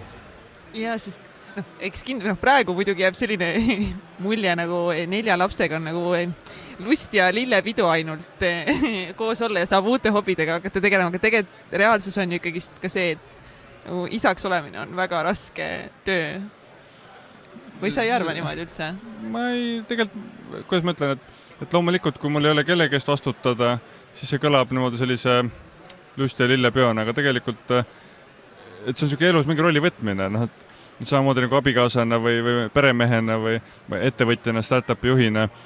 Samamoodi on, mul on muresid on, aga mul on palju rohkem fookust ja keskendumist vaja sellele, et kuidas mu ettevõtte eelarve kokku saada, kui kauaks meil fundingut ja rahastust jätkub, millal tõsta. See, et lastega kodus natukene matemaatikat õppida või siia samma konverentsile kaasa tuua ja motiveerida neid šokolaadi jagama. Et see on tegelikult puhas lust ja lillepedu. Et loomulikult on, ma ei tea, meie kliimased haiguste perioode pikkasid ja ma olen jätnud ära mingid Las Vegase konverentsi sellepärast, et kellelgi hakkas pimesool lõhkes parasjagu ja muud sellist on ka kõvasti tagasilööke. Aga kokkuvõttes üldfoon on positiivne. Täna, ja mida aeg edasi, seda positiivsemaks see läheb, et kui ma näen, et mingid hobid, millega ma vahepeal ei jõudnud tegeleda, sellepärast, et oli kibekiire tööaeg. Nagu näiteks mingid hobid? No samad, orienteerumine näiteks. Ma lapsest saate olen orienteerumus käinud Tallinna neljapäevakutel ja mujal. Jällegi hea viis, kuidas mõtte välja lülitada, aga kui lapsed olid väga väiksed ja kui ma Skype'is Transferwise'is töötasin väga intensiivselt, siis ma lihtsalt ei jõudnud õhtuti. Aga nüüd on see, et juba algkooli poisid, põhikooli poisid käivad ise orienteerumistrennis ja nemad sikutavad mind, et kuule, lähme nüüd metsa jooksma või lähme linna orienteeruma, ehk siis nagu mingid ühised hobid või ma ei tea, järgmine 2 nädala pärast lähme Alpidesse suusatama. Jällegi, et ma tegelikult varem kunagi Alpidesse pole ise jõudnud, Skandinaavia mägedes olen käinud. Aga jällegi see ettekääne oli see, et lastele kangesti meeldib mäesuusatamine ja küll võtame selle aja ja broneerime reisi ja lähme, eks ole. Ja ma ise täiega naudin seda, et ma saan minna, et mind võetakse kaasa. Et sellised ägedad ühised hobisid tekib järjest rohkem, neile tuleb avatud olla, kes käib, ujumas, kes käib reisimas, matkamas, rattamatkad, samamoodi. Ka selle sama väikse aastase lapse saab panna ratta taha raami peale, istuma turvatooli ja ma ei tea, poistega tegin vanemate poistega 3 päevas rattamatka mööda Eestimaad ringi. Jällegi mingid asjad, mida ise võib-olla oma sellises töötempos ja sellises igapäevarutiinis võib-olla ei teeks, aga laste pärast neil on huvi ja see on nagu hea ettekääne ja põhjendus, et jube kihvt on, kui siukseid lifehack'e tekib nagu juurde. See on võib-olla hästi palju sinu enda nagu mindseti küsimus ka, et milliseks sa tahad, et sinu nagu isaks olemine kujuneb, et osad loovadki endale kujutluspildi, et see on kõik raske, ma pean loobuma, ongi oma karjäärist, tööst ja keskenduma lastele versus siis sinu vaateväli, et see on fun, see on tore, ma saan teha hoopis midagi muud koos lastega kõik, et kindlasti on siis see mõte maailmas kinni. Just, see ongi see, mida me, seesama see lasterikaste isade kogukond, keda meil on 500 isa, kellel on 4 või rohkem last. See kogukond ei ole selline aktiivne kooskäimine, lihtsalt kelle me oleme, kes jagavad seda mõtet, et tegelikult see on tore ja endale hariv, lastele hariv, rahvale abiks ja kõik muud. Et see, mis ma ei tea, poliitikud räägivad sellest, et kui palju peab sündima keegi, et see on nagu täiesti ebarelevantne. Et tegelikult on see, et lihtsalt näidata teistele, kui edukas saab olla, kui sa tahad pingutada ja panustada ellu, saab olla mitmes vallas koos edukas, et ühe välistamine tähendab teist. Ja ma ei räägi seda, et kõik STARTUP ettevõtted, kuigi väga paljudel STARTUP ettevõtetel on 4+ last, ka meie lähiringkonnas on neid inimesi päris mitmeid ja nad kõik saavad väga edukalt hakkama.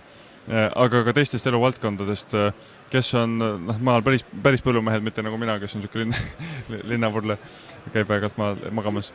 Aga et nad korraldavadki, kes olid kuskil Antsla kandis, oli üks pere, kus on 7 last ja siis ta isa kirjeldas seda, et kus üks laps käib Valgas trennis ja teine käib Otepääl trennis ja siis tal on üks auto ja siis ta sõidab neid kogu aeg. Aga ta nii kirglikult elab kaasa selle laste trennidele ja fännab seda, et see sõit on niisugune nagu väike lisaaspekt, mida ta isegi ei pööra tähelepanu. Ja ta suudab, mina vaatan 4 lapse isana kõrvalt, et see on mingisugune suud puhtaks Saade, kus me käisime siis rääkimas siin isadepäeva kandis oli sügisel. Ja siis oligi, meie olime 4 lapsega, aga siis teised olid ka seal 5, 6, 7 last ja seal kuulates teiste perede lugusid, siis üks poistest, kes mul oli, võttis ka sõna seal, alustas, et jah, meil on küll peres ainult 4 last, aga meil on kõik niimoodi sellised peretegevused, et see on nagu nii kust poolt vaadata, kui sul ei ole ühtegi last, vaatad 4, täiesti uskumatu. Mina mäletan väga hästi seda, kui mul Tartu sõbrad ülikoolikaaslased said 3 last juba noored inimesed, siis ma olin nii kurb, et need täitsa toredad inimesed, niimoodi on elu tuksi keeranud, et nüüd on läbi, et elavad siin supilinnas ja nüüd on tuksis. Ise vaatan, et 3 alustaks hea küll, et 4, aga vaatan nagu ülespoole, et kes on 7, 8, et see arv tegelikult ei ole tähtis, ongi sama suhtumine on see, mis nagu loeb, et loomulikult iga uus asi tundub hirmus ja kole, aga ma loodan, et nii enda eeskujuga kui teiste, ma ei tea, ka meie tänane Eesti riigi peaminister, kellel on 4 last, eks ole, ta ise küll ei promo seda, ei käi välja president, kellel on 4 last, eri vanused kõik, eks ole, et see ei ole mingit seost, et kui hästi inimene tunneb, kui hästi ta elus hakkama saab versus kui palju ta lapsi on, et võib-olla mina näen, see on pigem vastupidi, see oskus vastutust võtta, oskus ressursse majandada, aega planeerida, et see tegelikult annab inimesele hästi kõva boosti selleks, et midagi suurt ägedat elus teha veel. Jaa, täiega. Vähemalt meie praeguse vestluse tundud, Taavi, nagu see ongi hästi positiivne ja väga, väga hea ja terve ellu suhtumisega. Kas nüüd hea mindset on sul nagu eluaeg olnud ja sa oled hästi positiivne ja lahendustele orienteeritud või sa oled hästi pidanud kasvatama ennast ja mingeid uskumusi ka muutma? Pigem seda viimast, ma arvan, et loomulikult mul on nagu väga tugev perekond minu ümber olnud ja tugevas koolis olen käinud, et formaalselt nagu kõik peaks paigas olema, aga ma olin kooli ajal hästi siuke matanohik või ütleme klassikaline nohik isegi, tol ajal ei peetud nohiklikkust mingis väga ägedaks asjaks. Tänapäeval on see, et on siuke friik ja nohik, mis on äge. Aga see, et sporti ja matemaatikat teha oli äge ja aeganõudav, aga kõik, mis selle kõrvale, et oma mingid suhtlusvõrgustikku üles ehitada, õppida, sotsialiseeruma, esinema, et see on nagu pigem ülikooli käigus tekkis siin Tartu linnas, kus ma ise olen Tallinnast pärit ja Tartus ma elasin korraliku tudengina, mitte ühikates, aga ühiskorterites ja tudengiorganisatsioonis olin tegev ja siin hakkasin nagu samm-sammult üles ehitama seda loomulikul viisil hakkas tekkima selline suhtlemisoskuse võrgustik ja et see ei olnud kindlasti ma vaatan, ma hindan neid lapsi, kelle puhul ma näen seda, et tal on sünnist või lasteaiast saati selline korraldaja mentaliteet, nad on nagu elu keskpunktis, kõik sujub ja siiamaani teeb kadedaks, et sellised lapsed. Ma näen seda, milline tugevus need elus hakkama saada nendel. Kas sa tunned, et sul on lapsepõlvest mingeid traumasid või midagi, mis on tulnud sinuga eluteel kaasa ja millega sa praegu võib-olla tunned, et sa pead nagu kuidagi sügavuti tegelema? Mitte otseselt traumasid, aga seda sama ikkagi, isegi ma ütlen, et koolivägivald või sellist asja, olid ikka mitte jagelemised ikka oli, et kes oli, ma ei tea, liiga pikk, kes oli liiga paks, kes oli liiga loll, kes oli liiga tark, et alati leiti ettekäänded põhjendusi selliseks jagelemiseks, aga sellist koolikiusamist kui sellist ma ei mäleta, et meil oleks olnud. Et see, mis ma loen, see nagu ajakirjandusest jutud on nagu hästi hirmsad, aga ma ei oska sellesse konteksti ennast panna. Et loomulikult koolipoisid vahepeal kaklevad, siis on neile sõbrad ja siis teevad koos trenni, siis käivad pidudel, et siuke loomulik osa, et ma ei saa öelda, et mul oleks nagu kindlasti ei olnud traumasid, aga pigem see, et kui ma vaatasin klassivendi, kes olid, ma ei tea, tüdrukute seas popid ja kes tegid sporti, veel kiiremini jooksid kui mina ja võib-olla matemaatikas ei on nii targad, aga ikka teiste siuke edusammude vaatamine teeb kadedaks, et miks tema nii tubli on. Ja et kui, ma ei tea, klassi keskmine tase on päris väga kõrge ja kui olla siuke klassi ütleme, tarkuse poolest teise poole seas või et tunda ennast nagu pigem selliste ullikeste rühmas, et jällegi see motiveerib pingutama, aga see on nagu siuke stress kogu aeg. Aga jällegi, et see, et kui sellest nagu välja tulla, vaadata laiemat maastikku või maailma, siis ütleme, see haridus, mis meil Eestis antakse ja see kogemus, mis me saame, tegelikult on maailma tasemel väga konkurentsivõimeline. Ja kui ma täna räägin, ma ei tea, ükskõik, meie põhitegevus praegu on Euroopas, aga kui ma räägin Londoni või Pariisi või Amsterdami inimestega, kes on ka, ma ei tea, võib-olla 10 aastat vanemad minust, et ma ei tunne, et nad oleksid kuidagi paremad või targemad või ilmus palju kogenumad, sellepärast, et nad on nüüd kesk-eurooplased ja Oxfordist või Cambridge'ist läbi käinud, et samas Eesti või Tallinna koolid ja Tartu ülikooli tase on täiesti vabalt konkurentsivõimeline, et pigem on see, et kuidas oma sellist mingit kogemust või kompetentsipagasit vaikselt üles ehitada, mis on tähtsam. See on võib-olla see koht, kus ma rääksin ennem sellest, kuidas ma koolis käin, ma ei tea, aeg-ajalt käin rääkimas matemaatikatunnis või majandustunnis, et mis on STARTUP ettevõtlus ja kuidas 7. klassi matemaatikaga saab täitsa piisavalt juba ettevõtet juhtida, et protsentarvutused ja murrud on juba sees. Et ehk siis nagu meie koolisüsteemi annab küll akadeemilist teadmist, aga anna sellist suhtlemisoskust, esinemist, psühholoogiat, et miks meil on nii vähe müügiinimesi, me ehitame väga tehnoloogiat, aga me ei suuda hästi müüa, see on ka meie probleem. Et ongi see, et Ameerikas või ka Inglismaal tegelikult on lastele see koolist maast madalast külge õpetatud. Et need on need oskused, millest kui ma tagasi vaatan, siis ei osanud puudust tunda, aga tegelikult ma praegu tunnen, et mul ei olnud seda tausta. Aga mis on sul praegu, kas sul on mingid hirme või kas sa kardad midagi tuleviku suhtes või üleüldse praegu elus? Ei ole isegi enam seda. Mul oli, kui ma töötasin palgatöölisena Skype'is ja ma töötasin palgatöölisena TransferWise'is ka nagu väga ägedates positsioonides või väga tõesti ma tundsin, et ma suudan üle maailma mingid andmed kokku korjata, pätti otsida. Ja ma olin nagu mures sellepärast, et kui see töö peaks millegipärast ära kaduma või tahtaks lahti või ma ei saa hakkama, siis mul ei ole Eestis teist nii ägedat kohta, kuhu minna. Et Skype ajal oligi, Skype oli tegelikult paar ettevõtet oli veel, aga põhimõtteliselt minu silmis ainuke siuke äge koht, kus töötada. Ja kui ma nüüd sealt välja kukkunud, siis mis ma siis teen? Ja TransferWise'is samamoodi, et TransferWise oli, siiamaani on väga äge STARTUP ettevõtte unistuste töökoht, kus töötada ja siis, et pidevalt värin selles, et kui ma nüüd failin, et siis on päris jama. Aga nüüd nagu oma ettevõtet tehes ma tean, et see failimise risk on alati sees, 90% startupidest läheb nagu nii pankrotti. Ma loodan, meie puhul see protsent on väiksem, kuna me oleme natuke kogenumad eksperdid võrgustikud. Et see on matemaatikuna või tõenäosusteoreetikuna, see on minu jaoks nagu sissearvestatud risk, et jah, me võime ebanestuda, me anname endast parima, et seda juhtuks. Me ei tegutse selle nimel, et mitte ebanestuda, eks ole, vaid me tegutseme selle nimel, et mingit head asja valmis ehitada. Aga kui see peaks juhtuma, et siis see ei sega ei mind ega teisi asutajaid või töötajaid, et me oleme piisavalt kompetentses oma valdkonnas. Et selles mõttes ei ole muret, loomulikult laste pärast on mure, kas nad kooli jõuavad, kuidas õppimine on, kui palju ma suudan neid aidata, üldine pere, kuidas mul õnnestub koos hoida. Sellised igapäevased, jällegi ma ei ütle, et need on mured või need pigem tuleb hoida nagu rõõmsana või tagaplaanil. Igapäevaelu väljakutsed, millega me kõik tegelikult kokku puutume ja siis ongi lihtsalt suhtumise küsimus, et kas me võtangi neid raskete pekki minekutena või see on lihtsalt mingi another thing, mis on nagu vaja ületada ja õppida ja edasi liikuda, on ju? Just, et ma näiteks, ma ei tea, eile õhtul tulin Pariisist läbi Helsingi tulin Tartusse otse lennukiga ja siis Pariisi lennujaamas eriti oli neid, mitte küll palju inimesi, aga olid maskidega selle uue koroonaviiruse pärast, kes olid hirmus ja siis ma mõtlesin ka, et kui palju ma tegelikult peaksin selle pärast muretsema, et samal ajal uudistest lugesin, et prantslased saatsid just 2 charterlennukit Hiina endale, ütleme, üks lennuk toob prantslasi tagasi, teine lennuk toob siis muid eurooplasi tagasi Euroopasse. Siis mõtlesin ka, et see maailm on nagu nii tihedas võrgustikus, et see sama lennuk samal ajal võib olla inimesed olla maha seal Pariisi lennujaamas. Et okei, ma peaks panema siis selle maski ette.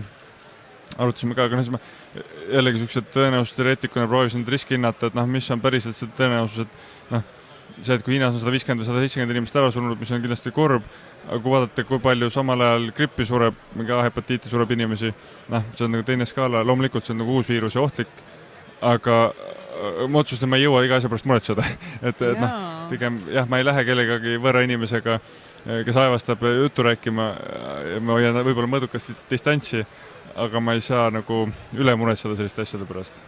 Mis on praegu täna sinu elus kõige suuremad väljakutsed, millega sa igapäevaselt kokku puutud, kas siis tööalaselt või eraelus?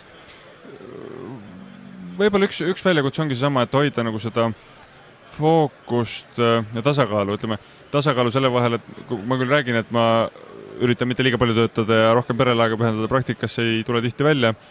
See nädal ma enamust oma lapsi pole näinud ja abikaasat pole ka näinud vist tükk aega. Et tegelikult seda balanssi ikkagi hoida või aru saada ka sellest, et okei, et mingi periood on intensiivsem, aga mingi hetk peab tagasi tõmbama, et jällegi ennast säästa muude tegevuste jaoks. Et see on üks selline väljakutse, et seda mõistlikul tasemel hoida ja teine on ikkagi see, et kui mul on see tööaeg või on see pereaeg, et seda ka võimalikult efektiivselt kasutada. Et kui mul on täna 5 tundi kontoris või ma ei tea, ma olen siin konverentsil, et kas see on aja raiskamine või ma tegelikult teen midagi kasulikku selle jaoks, et mul see missioon mul õnnestuks. Et mul loomulikult väga tore on vanade sõprade, kolleegide, uute inimestega rääkida, aga kas see päriselt aitab mind edasi selleni, et mul esimesed ägedad müügitehingud siit tuleks. Et mitte ma ei tulnud siia müüma, aga ma kogu aeg mõte käib, et okei, kas minu tund aega või pool tundi siin lobisemist on see, mis aitab mind edasi? Täiega. Ja ma usun, et see aitab sind edasi, aga vähemalt see kindlasti loob tohutut väärtust meie kuulajatele, kes saavad olla oma elus julgemad tänu sellele, et sa täna siin oled ja et oma unistusi täita. Ja alati meil siis podcasti lõpus, tavaliselt meil on muidugi 2-tunnised saated, aga meil on alati välkküsimused, mis me siis kõigi käest küsime. Nii et küsime ka sinu käest. Taavi, kas sul on mingi kindlaid harjumusi või rutiine, mida sa teed iganädalaselt või igapäevaselt? Üks on näiteks, et iga hommiku ma üritan lõuatõmbeid teha. Teine on see, et tahaks ikka kord nädalas saunas käia ka.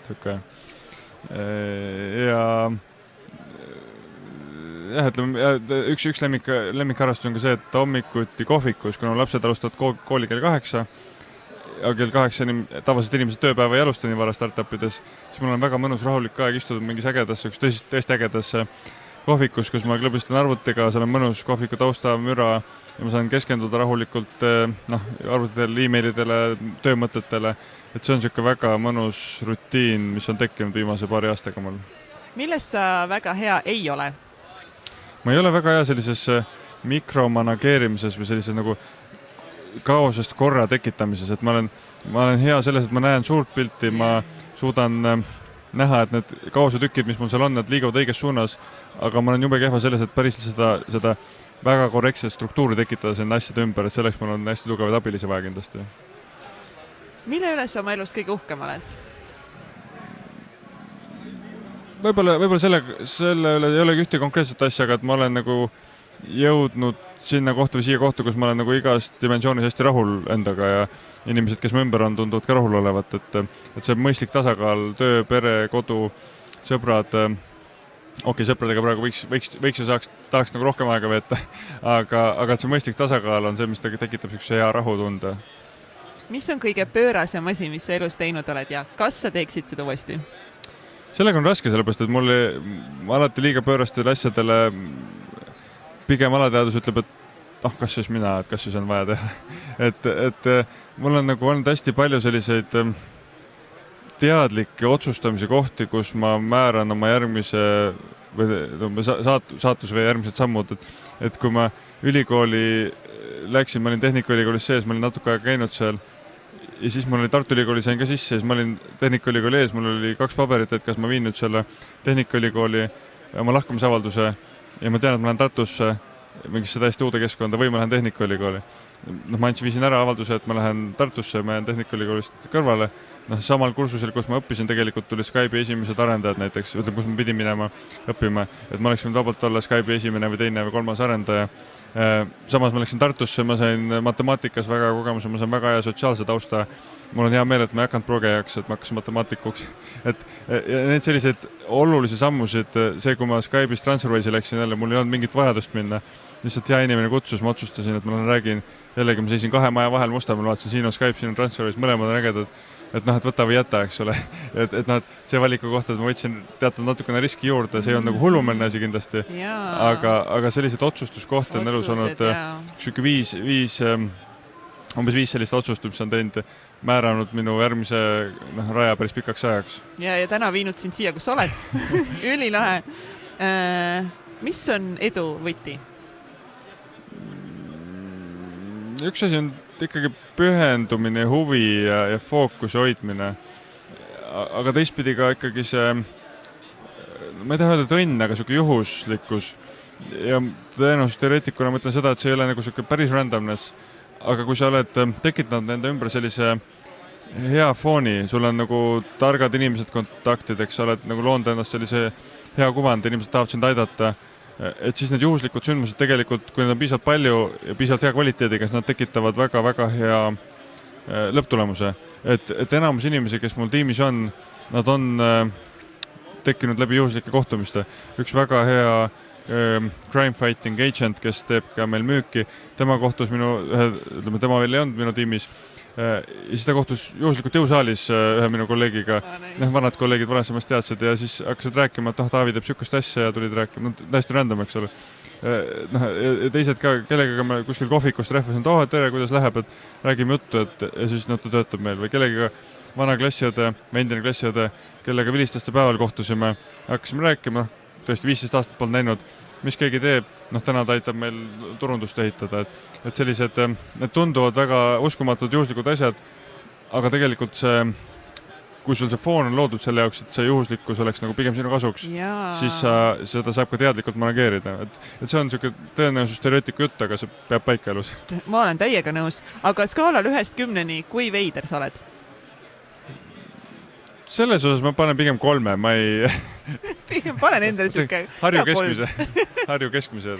See on super. Kas sa loed palju raamatuid ja kui sa loed, siis millised on mõned sinu lemmikud? Ei loe, mul tegelikult on hästi palju ägedaid raamatuid, mida ma keegi soovitab või näeb ja siis ma tellin koju või ostan ja mul on raamaturiiulis ja eks ma püüan lugeda, viimasel lugesin läbi just Tõe ja õiguse 5. osa, ma arvan. Just selle filmi kontekstis ka, mis oli, et natuke värskendada. Aga ja siis on erinevaid, ütleme, tippettevõtjate, investorite, sellised toote ehitamise raamatud, ettevõtete kultuuri rajamise raamatud, mis kõik on nii, et mul on üks veerand on loetud ja siis on kuskil kapi nurga peal. Et ühtepidi jah, sellist nagu klassikalist ägedat süvenemise kirjandust, mis võib mõtted kogu sellelt äri- ja töökeskkonnalt ära ja siis teistpidi on need tegevused, mis tegelikult on maailma tippude poolt läbi elatud, kelle kogemustest mul on väga palju õppida. On sul mingeid soovitusi anda või enda mingeid lemmikraamatuid või audiobukke või podcast'e kuulata, mis sind on kõige rohkem mõjutanud? Tegelikult podcast'e ma kuulen päris palju autoroolis olles, et samast Eestis tegelikult see Restardi saade, mida ma fännan, mis on hästi palju mind sütitanud just uute ideedega ja julgustanud kaasa. Aga väljapoolt selline hea emotsionaalne kaaselamine on TechCrunchi inimesed teevad Equity nimelist podcasti, mis siis käib just sellest STARTUPi mullis sees olles. Ma tunnen seda, me oleme kuskil, naljaga poolest kuskil Ida-Euroopas, eks ole, tegelikult Eesti on selle STARTUPi mõttes ikka üks maailma top 3-4 asukohast. Aga see, et kui Silicon Valley mõtted ja lähenemised, mis seal nagu arutatakse, et ma saan ennast palju paremini ka siin Euroopas kehtestada või määratleda. Ja kõikvõimalikud, ka sama see Andres Norovitši fond, nendel on oma podcast, mis on hästi, hästi hariv ja läheb nagu süvistsi mingisuguste sisuliste teemadega, et Eestis geeniuse need autotund ja digitund ja mis need kõik on, et see on selline kerge, mõnus kuulamine, mis vabastab mõtted sellisest igapäevatööst jällegi. Super, Taavi, aitäh sulle selle aja eest, väga hindan seda, et sa võtsid selle aja ja jagasid meiega enda elu, enda kogemusi, aga kus meie kuulajad saavad sinu tegemistel silma peal hoida? Läbi meedia, õnneks või kahjuks Eestis, eriti Eestis on olukord see, et kus rahapesu ja kogu selle vastu võitlemine on nagu hästi kuum teema ja nii kui me midagi meediasse omalt poolt lekitame või levitame, siis korjatakse see üles. Viimane mõttevaldus oli just paar päeva tagasi Ekspressi veebiväljaandest tuli, et eks me ikkagi levitame, aga Twitter ja Facebook ja muud sellised sotsiaalkanalid samamoodi, eks ma neid kasutan ka jõudumööda. Jah, minge kõik followge ja likeige ja kommenteerige kindlasti Taavit. Loodan, et saite siit tänasest teile toredat head inspiratsiooni ja julgust siis läbi enda pekki minekute jõuda oma unistusteni, nii et aitäh, Taavi! Aitäh kutsumast!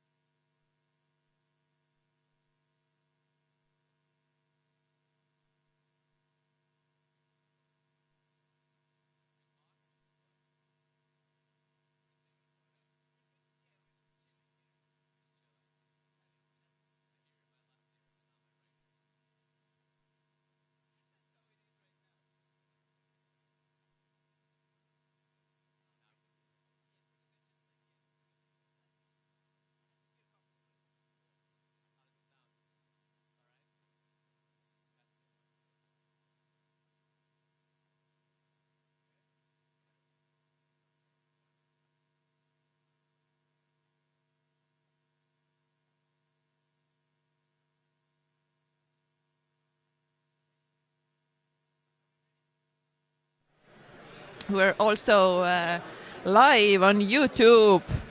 Wow. Yes, people can watch us. Hello. Hello, YouTube. Hello, the whole Why aren't you YouTube. here? Yeah, Come why aren't next you time. Here? Of course, come here. Then you can meet Connor and everybody else. So yes, our next guest, Connor Svensson. Welcome to our podcast. Thank you. Pleasure to be here. Yes, so Connor is a mindfulness and productivity coach and also yoga teacher. Some really interesting words nowadays. You can be a productivity coach. I know. You can be anything you want to be these days. Only these days? Or we've always been able to do that. Yeah. So you have so many years at Google. Yes. Yes. You have been held in so many different positions. And I understand correctly that you, at some point, you felt really overworked? You understood correctly. Yeah. Point for me. Yeah, I have been at Google for almost 7 years. Oh, wow. And I've just recently left, and Google is a fast-paced company, and people that work there are much smarter than me. I snuck in the back door, and working with really smart, motivated people on big global projects has upsides and downsides. I think it's relatable to startups and others that are listening to this. Is the modern workplace has become a lot to manage. It's hard to measure sometimes what we're doing in the information sort of work. We're constantly on. Our communication from email and Slack follows us at home and on the weekends. And I mean, to be short, I like everyone else, just started working more and more hours, the occasional night, the occasional weekend. And I was in New York City at the time, so this was a badge of honor. What are you doing on Saturday? Oh, I'm working. Oh, great. And I hit a wall, 9 or so months after I joined. I woke up one morning, Monday morning, and just thought, shit, I don't want to do this. Demotivated, tired.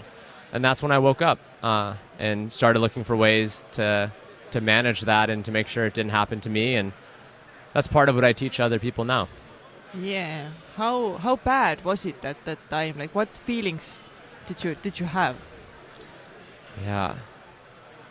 I think the thing that you have is a lack of feelings, in my experience.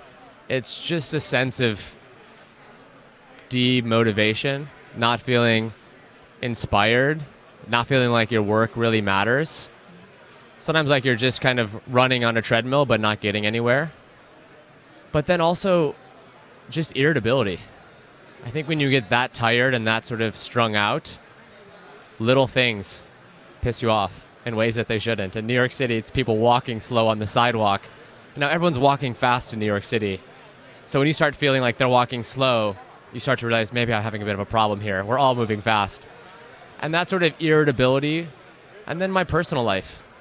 Not seeing my friends as much, not keeping up with my family. And what I've started to see was all of that. I was thinking I just have to work more. And I didn't realize how much it mattered to take care of the other parts of me, the other parts of my life, to enable me to work my best. So, but yeah, I think burnout and fatigue shows up in different ways for different people. So if you're listening to this, and I think you just know when you know. So it's hard to pinpoint the feeling or the word, but sometimes you just sort of know you've run into the wall. Yeah, but do you think that it's common these days that people get burned out because they feel exactly that I have to do more, I have to push more to be the best? Yes. I do think it's more common than it was in the past. Statistically, hard to measure. In my own life, I didn't live and work in the 50s, 60s, 70s, so I can't give a comparison to that. But I don't think you have to look far at a startup conference like this to talk to either startup employees, founders, but even at a big company like Google, senior executives, to see that people are struggling. One sort of challenge that I think characterizes why we're here is the speed of innovation has I mean, it's been exponential in the last 10 or 20 years. And as humans, our ability to adapt to that change, we're living with a reptilian hardware, the reptilian brain that evolved to face much different challenges. So I think we are not evolving as humans as quickly as the world is around us in workplaces. And I think that has a lot to do with why I don't blame it on technology or blame it on a specific app. I think it's a tool, and people probably felt that, post and written mail caused a lot of stress 100 years ago or even shorter. But I do think the magnitude of communication we're dealing with is so much different, and the change is happening so fast. So teams are now using tools that didn't exist 5 years ago every day, and we don't understand the repercussions on our psychology, on our physiology. So yeah, it's a big question. Is it real? Is the burnout epidemic happening? And I don't know. Ask people and see how they feel. I think generally people are struggling. Yeah. But why did you feel that you have to be the best and work so hard? Why do I feel? I think it's culturally conditioned into us. I mean, I'm an American, if that wasn't obvious enough from my accent. And I think there is a feeling that's culturally embedded about sort of obtaining more, being more successful, having more money. And I think that is one of the negative implications of sort of the capitalist system that's globalized. And I don't knock capitalism. It's not so simple, but I do think there's this constant feeling that we have to be more, do more than the people around us. And this comparison to others has never been easier because of the internet.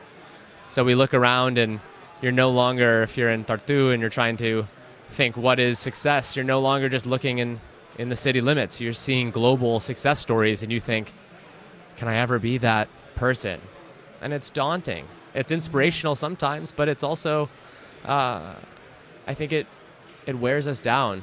And it it's puts so much pressure on us, like every day. But did you have these material goals? Did you want to be super rich, have that car, this and this? For sure. And even today, as I work to understand my inner drives more and to unpick those things and to challenge those, I mean, I still feel that way.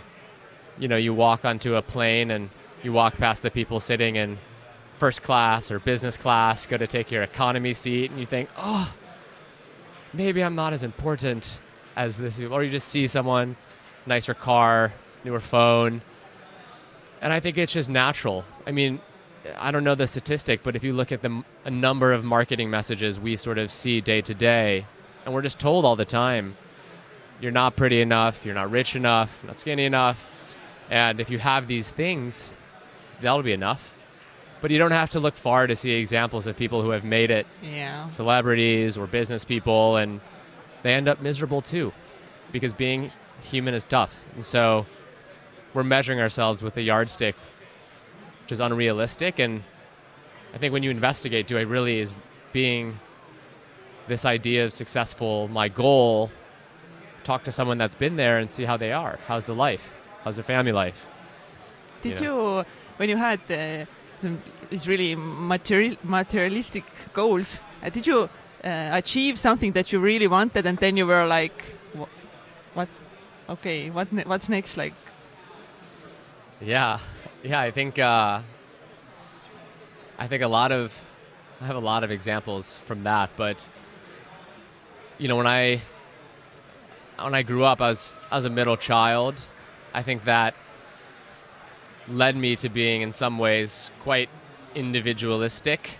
I don't know if you believe in the birth order sort of theory, but sometimes I'm an only child. There's these different things, and you probably feel your parents are your friends, and the older child sometimes gets that, the younger child gets coddled, and so I thought as soon as I can, when I graduated from university, pay my own rent and have all my expenses, and pay down student debt, because that's an American thing. I was like, it'll just be so good. I'll be independent, and I'll be free of that. And then, I joined Google after graduating, achieved that modicum of sort of financial independence. And then there's just more things that you want. And you think, well, it's great that I can pay my own rent, but what if I could live and pay for my own 1-bedroom apartment and not have people live here? What if I could buy a house? And so I think it's just sometimes that when you get those things, you just think, oh, it's not really what I had hoped it had been. So yeah, I think it's a common feeling that when you finally get that thing you've been wanting for so long, it doesn't feel quite as good. And interestingly, there's there's kind of this paradox where the things that when we achieve success, it doesn't feel as good as failure tends to hurt. And that, I think, is instilled in us in a very strong way. And we oftentimes are so afraid of failure, and it changes the way that we kind of go about lives, because it really sticks with us. And I think one thing I'm really interested in recently is this idea of resiliency. And part of resiliency is having the ability to overcome challenges. And I think a lot of that is resetting our negativity bias. So evolutionary, we have instilled in us an obsession with failure, because failure used to mean death. And we get so hung up on failures, we don't celebrate our successes. So sometimes I think we need to reorient our brain to actually be with those things that are successful, and maybe not material success, but maybe just thinking, great, I did my 10th podcast. Yes. You want to do 100 more, but thinking that's great, because what happens is you have 10 podcasts, but one of them had a weird segment, and you can't stop thinking about that for weeks and months. And that's the negativity bias, and that's a big part of resiliency is actually being more comfortable with experiencing and enjoying our success, and being comfortable with failure and realizing that it has a biological hold on our brain. Do you believe that failure is part of success and part of everything we do and we learn? Like, I strongly believe that we learn only from our failures, like not from our success as much. Absolutely. And I think it is, I think we talk about this in sort of the startup world potentially more, and try to sort of, celebrate failure. That's a very Silicon Valley sort of mindset. Now I see people saying, well, you shouldn't celebrate failure too much because it's still a bad thing. And yeah, that's fair. But yeah, I think, success is 99% failure, right? And it's people that are constantly overcoming quote unquote failure that we learn. And Larry Page, one of the Google co-founders, has said this often, and he's reminded us that at Google, if we're not really failing a lot, we're not trying hard enough. We're not pushing ourselves to the limit. And most big companies, innovative companies, the reason that they fail is because they don't innovate, they don't try hard enough. So I think it's quite interesting. It's part of Google's culture. And we get laughed at, I still say we. I feel like I'm still part of the company. Probably always will be. And Google gets laughed at for trying moonshot ideas, and people say, oh, the self-driving car or Project Loon or all these different attempts that Google has made at new technology. And I think, that's fine, but that's the key. It's like you got to be willing to just put up with that and let people laugh at you and think, bad idea, and you go, yeah, at least you tried. So yeah, I think success is failure. It's you can't have one without the other. Yeah, for sure. But it's so hard to accept the failure.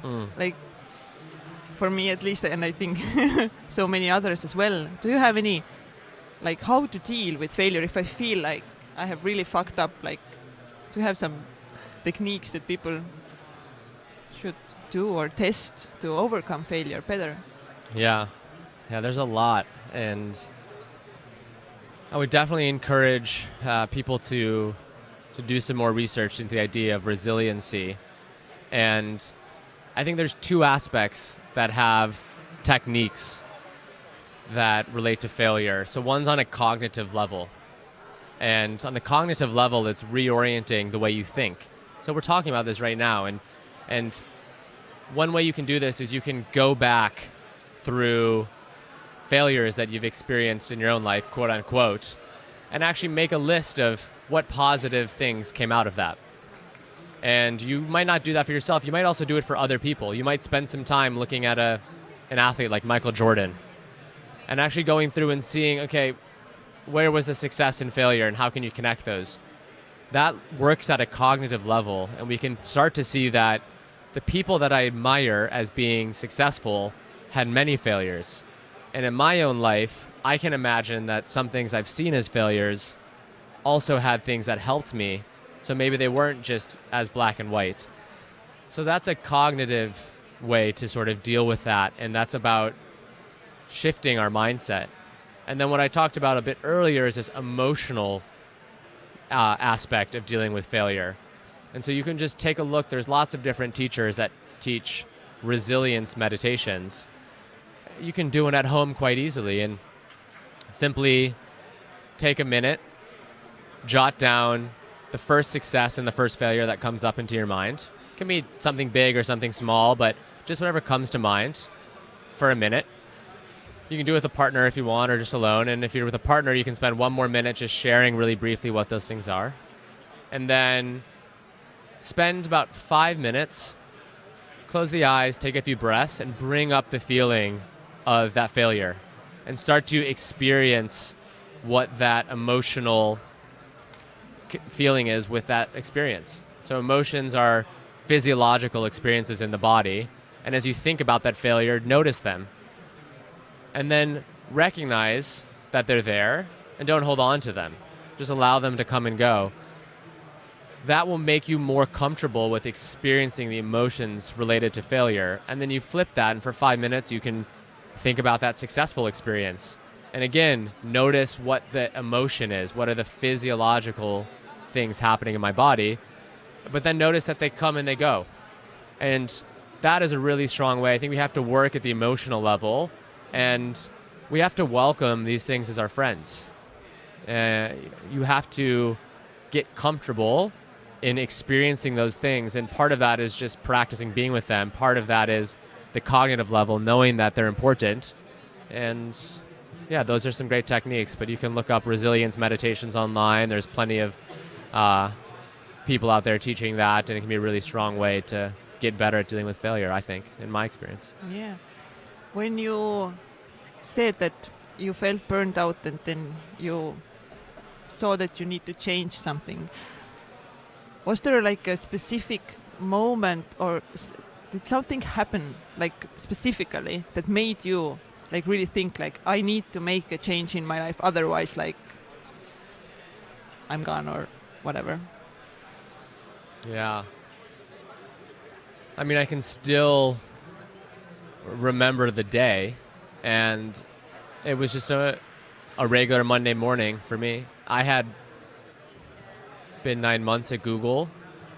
I had woken up most Monday mornings pretty excited to go and contribute, and I just felt, fuck, don't want to go in, don't want to do any of this. And for me, that just kind of woke me up, and I was like, wait, what's going on here?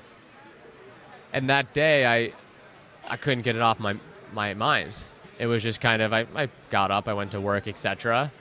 And I started to think just about what was the last few weeks, what was the last month, and I realized I hadn't really done anything. I'd just been working. Thought about the friends that I had in the city, activities, tennis, things I like doing. Hadn't done any of it, and just kind of smacked me in the face. I said, what am I doing? I was like, how, like, just doing nothing but work for a month and then feeling like this.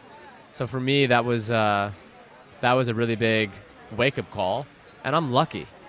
And I really recognize that because having started working in this space and talking with others who have faced this challenge, it's been it's been much more severe for others.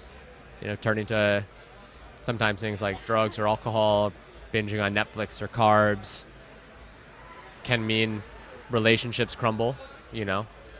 I've seen families, break apart from this type of thing.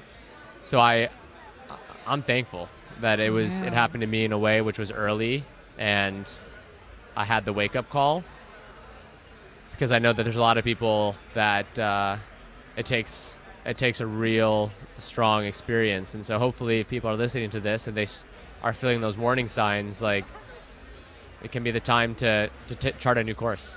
What were some of your first steps that you did to make a change in your life? I just reached out to other people around me that I thought had some things figured out.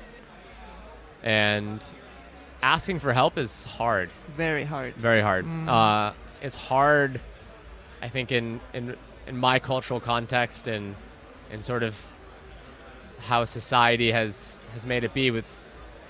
I think men have a really hard time admitting vulnerability and, I can maybe ask for help on a project, but asking for help on a personal thing, like, everyone wants to be macho. I've got it figured out and all of this. Yes. And I think what you can do is just look around in your friends of friends. Could be a family member. Could be someone you don't know that well, but someone that you feel drawn to, that you just feel is grounded, calm, relaxed, Who did you reach out to? I don't want to give their sort of first names, but it's a couple people within Google in New York that I had just kind of admired from a distance, and I just asked them. What did you ask? I said, what do you do to deal with this shit, this stress? Have you ever felt this? Like, what am I supposed to do? I reiterated how I was feeling, what I was doing, and that's when a few things came into my life.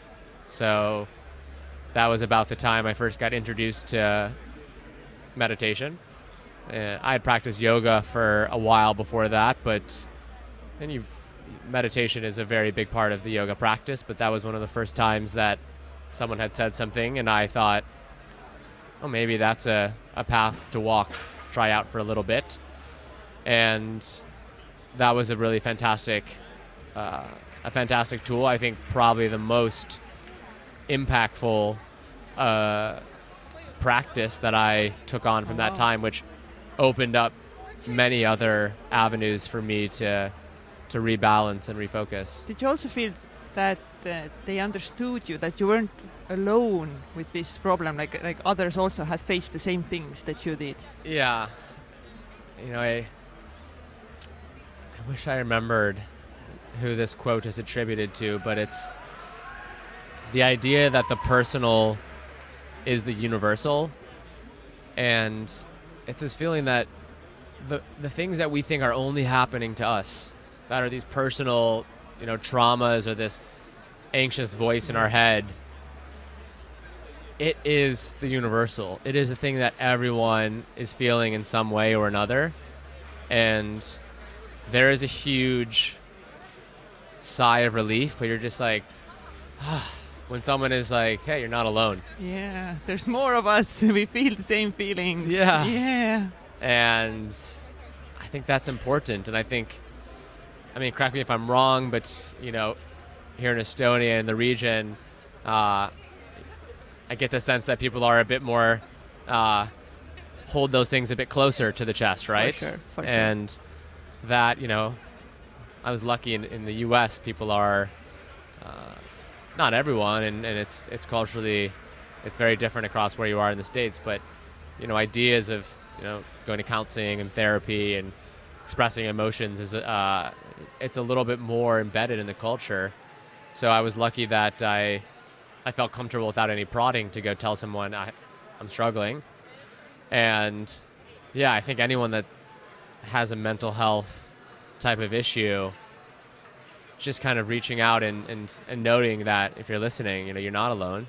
There's millions and millions of people that are struggling with this. It's not bad. we get caught up in labeling things. This is a bad emotion. This is feeling bad. Listen, if you don't feel sad, then you don't feel happy. So like these are the same emotion, different spectrum in a way. And if you don't feel depressed, you might not feel excited. So emotion is this sort of spectrum that's moving, and labeling things, and goes back to technology in a little bit. I think we've become obsessed with this idea, projecting the perfect image. How are you? I'm amazing. So good. Yeah, everything is fabulous. So fabulous. I'm speaking. I'm not nervous. This is exciting. And this is, but I think people are getting real. I feel like you're doing this, obviously, bringing these conversations to people and exploring failure. I think it's important, and normalizing emotion and teaching people not, first you have to know it's okay to feel, and then we have to learn how to feel better. And it's not about, I teach sort of in this world of well-being and wellness, and it's not necessarily about just feeling good things. It's how do you get better at feeling bad things too. And that goes back to that resiliency practice. It's not just feeling happy and excited and optimistic all the time. It's that life is not like that. Life is messy. Complex and messy. Oh, yeah.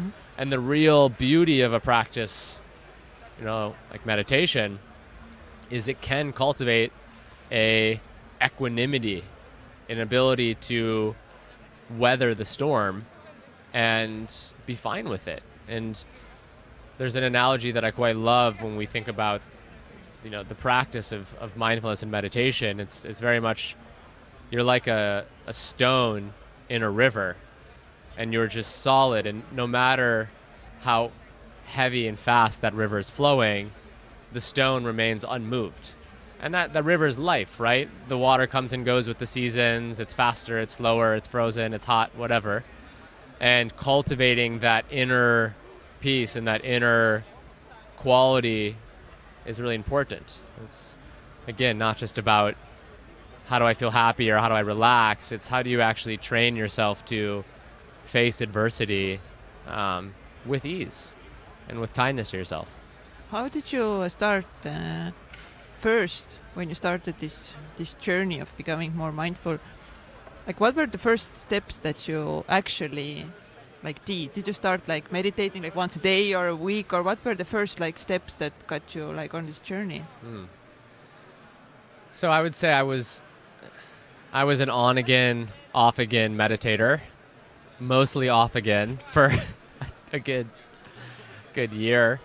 It's hard to get a new habit, right? And oh yeah. I mean, two specific resources that helped me, and I don't have any affiliation or kickback, but I found Headspace to suit what I was needing at that time. It's a wonderful app, and I enjoy the teachings of Andy Puddicombe, who's the lead teacher there, and that was easy, accessible, it's in your pocket, built for getting people that are new to meditation on board. Mm-hmm. So I was trying that, sometimes 5 minutes a day, sometimes forgetting it for a week. And I also came across a book which I really liked about a year or two after I'd started dipping my toes and trying to, quote unquote, trying to meditate. This book called 10% Happier by Dan Harris. And he has a great story. If you want to talk about burnout, he was a famous broadcast journalist and news anchor, Nightline, and he had a mental breakdown on air in front of 10 million people. A meltdown, just had a lot of emotional, mental issues, and then he went about interviewing some of the leading minds in spirituality, and just funny guy, just takes it, don't take this stuff too seriously is my motto as well. Of, he interviews some out there esoteric spiritual people, to very everyday folks. And so those two things were really helpful. And I always encourage people, start really small. Yeah. So if you want to get going, just do, try a couple minutes a day, 2 minutes, do that every day for, a few weeks till it's easy. So you don't have to be a hero at first and do an hour a day. It's much more important in meditation to just do a little bit, but be consistent every day. That's my first tip, is start really, really, really small. Ask yourself, okay, what can I realistically do? And then cut it in half. If you think you can do 5 minutes, do 2.5. You have all your life to build up a practice. And the second thing is have a lot of compassion to yourself. You're doing you're in the right mindset. You're a rarity to be thinking about developing self-awareness and practicing. That's great. What I did, and like many of us do, is you get so excited, you start a habit, you do it for 2 weeks. It's almost the end of January, right? So by February 1st, 80% of people will have canned their New Year's resolutions, according to the statistics. Gone. Yeah. Done being vegan, done giving up chocolate, done meditating. So didn't work for me. Yeah. The most important thing I learned, and with any habit setting, but with meditation specific, is the most important part of building the habit is when you miss the habit, how quickly can you just brush it off and get back? And for me, that's self-compassion. So if you do it every day for 7 days, and then you miss a weekend, just let it go. Let it go, Just yeah. be, it's fine. Just start again. Don't try to be perfect. Begin again. And that is, in a way, that is the practice of mindfulness meditation. Because you get distracted, you notice that, and you just come back. And then you get distracted again. So people think they have to not be distracted or have a clear thought when they're meditating. Wrong. Every time you get distracted, you're building the muscle, that mental muscle of bringing the attention back. And every time you miss one day of your new habit, and then the next day you get back on the bandwagon, you're building the muscle. And that is so important. I think self-compassion and just kindness, not to say just give yourself a break for 30 days in a row. We got to have discipline. I'm not saying that that's not important, but it's this kind of all or nothing approach that gets you to 30 days of not eating chocolate, and then you have 1 day of eating chocolate, and then the next 3 months you're 2 bars a day. What have been not speaking from personal experience, okay? Just an example. What have been some of the biggest challenges in your journey, starting with this mindfulness and yoga and everything, and you are here now? What have been the challenges over the past few years? Man, so many. I experienced a pretty big culture shock when I moved from the US to the UK. And, I had worked internationally and on the team in the US, and so I thought I was pretty confident in that. And I had a big sort of moment of self-awareness and reflection when I moved over, and just saw how everyone is coming to the workplace with a really different perspective.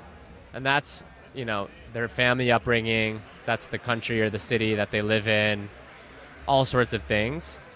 And my way of communicating, my way of collaborating, I think, was very much Connor's way of doing business. And I really had to learn how to meet people in different ways. And it caused me to really reflect on how to listen better, how to understand different people's opinions, how to appreciate that there's not a right and a wrong way to do things, that there's just different ways. And I think, there's part of, I think for me, just coming from, from Google New York and then Google in San Francisco, it was a lot of Americans I was working with and a lot of specific cultural attitudes about how to communicate and being direct. And, I was always very, business is business and life is life. It's not personal. And of course it's personal, right? Of course, it's people, they don't just turn off being human when they're at work, just this is tough feedback. And I need to get better at remembering where my quotes are coming from when we're doing a podcast. But you can just Google it and you'll figure out who it was. That'll lead you down. But someone really smart, much smarter than me, wisely said that feedback without tact is cruelty.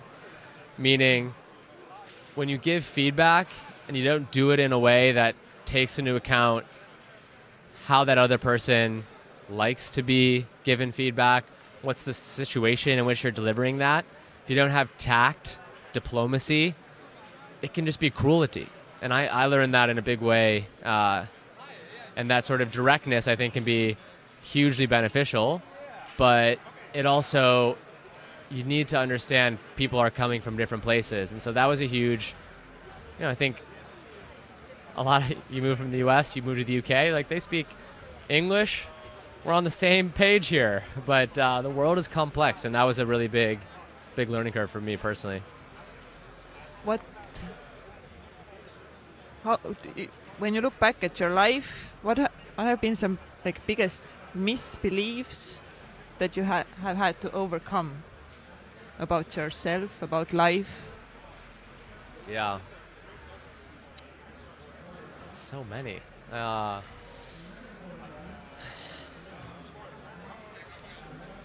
I think it's just top of mind for me because we've spoken about it a little bit, but the idea that somehow asking for help is a sign of weakness, it's just on the face of it is so untrue. No one gets to where they are in life, and no one's successful without other people. And I think that belief really, I had to rethink that and understand that we rely on other people. We need to help others, and helping other people is a key to being successful, right? Giving first is really important. So I think that was one. And I think I've always, and I continue to just question what my measure of success should be.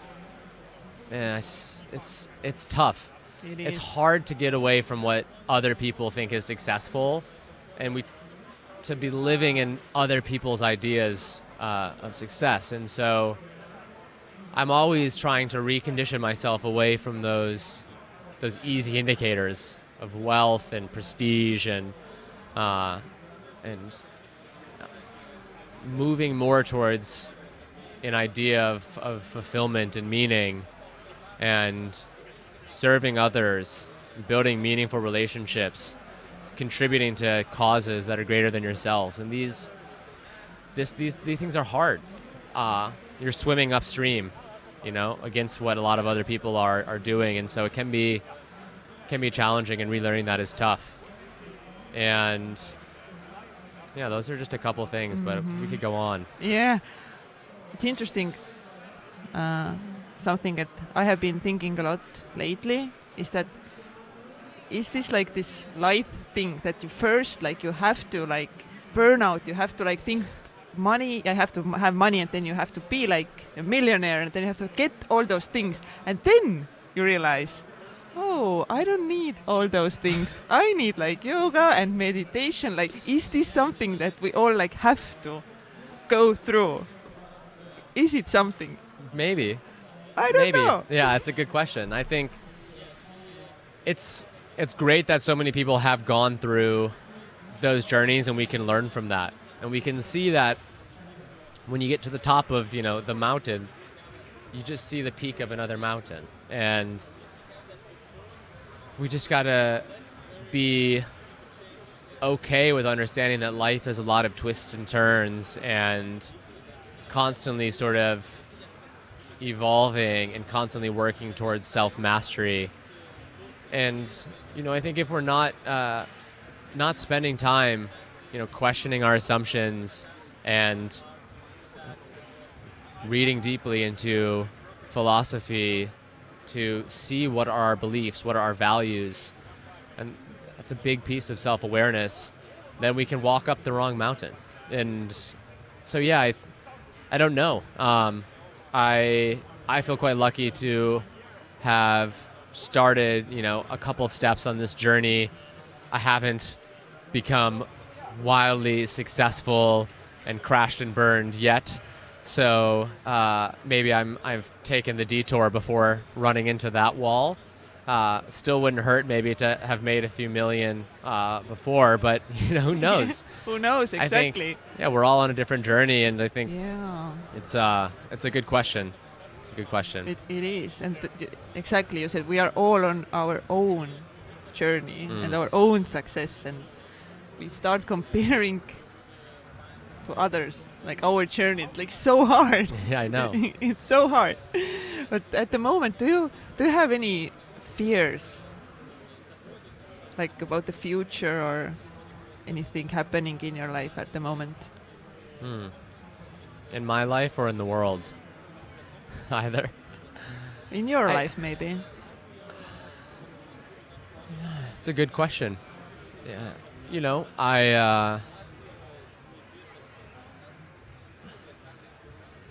I think I'm constantly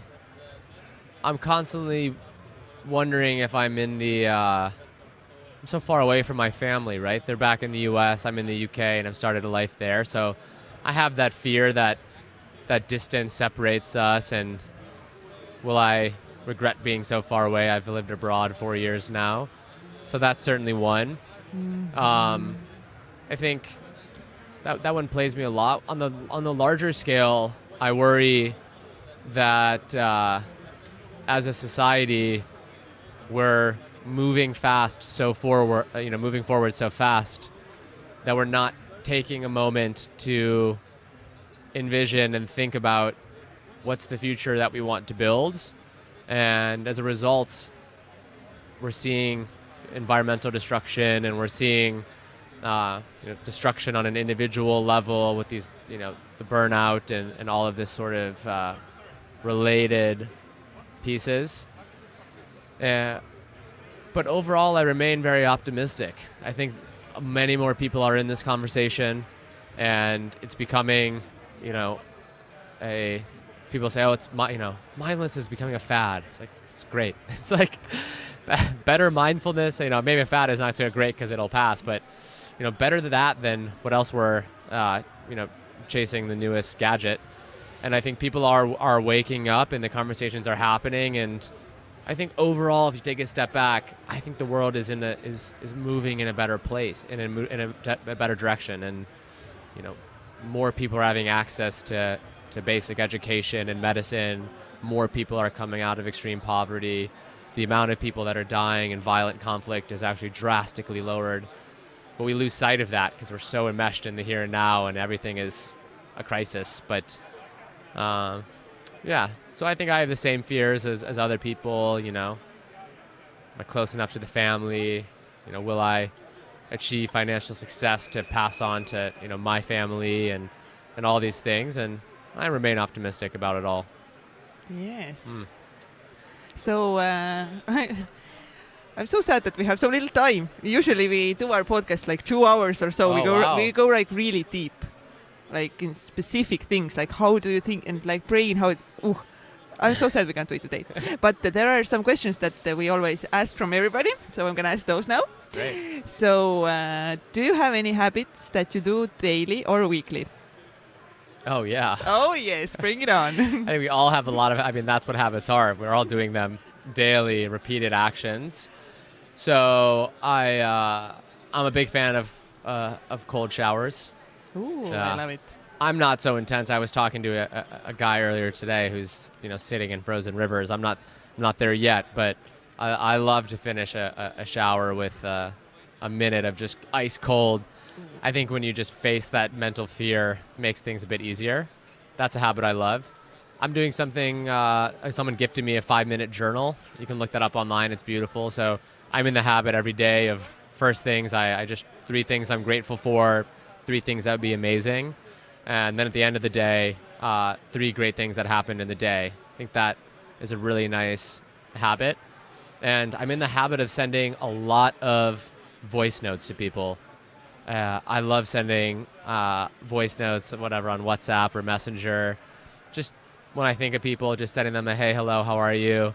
I do that probably probably annoy most of my friends, but I think it's a lovely way to stay in touch and That's just so cool. to nudge people. So if you've never used a voice note, get on it. It's the Yes. future. Get on it. What are you not good at? What am I not good at? I'm always working to be a better listener Okay. and to really hear more than what people are just saying on the surface. And so that's a constant practice for me. That's good. Yeah, I'm could be better at I'm finishing things. I'm a great starter. And I can me bring too. ideas up, etc. And I love to get things 90% there. So I'm always working. I use a lot of artificial deadlines and bet people money that I'm going to do this thing by this date. That helps keep me motivated. It's called a commitment device.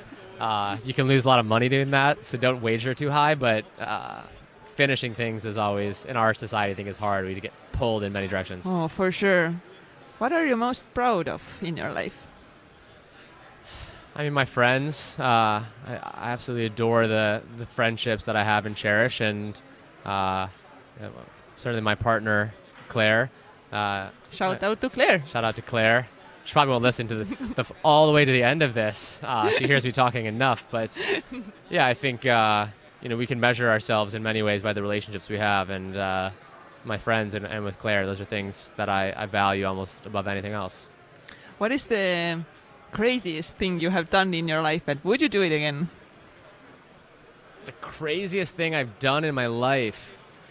One time I was in Egypt, and we met some strangers in Cairo like 6 months after the Arab Spring, and wasn't a lot of tourists there, and we agreed to drive down to their little village about 45 minutes outside of Cairo.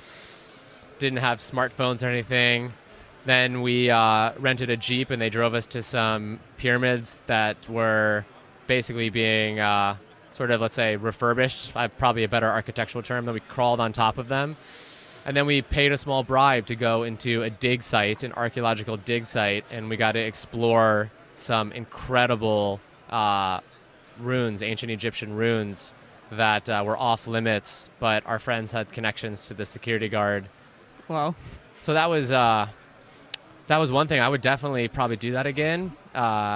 Feel bad. I'm not sure that was officially a bribe, so maybe we'll say that wasn't a bribe for legal purposes, but that was cool.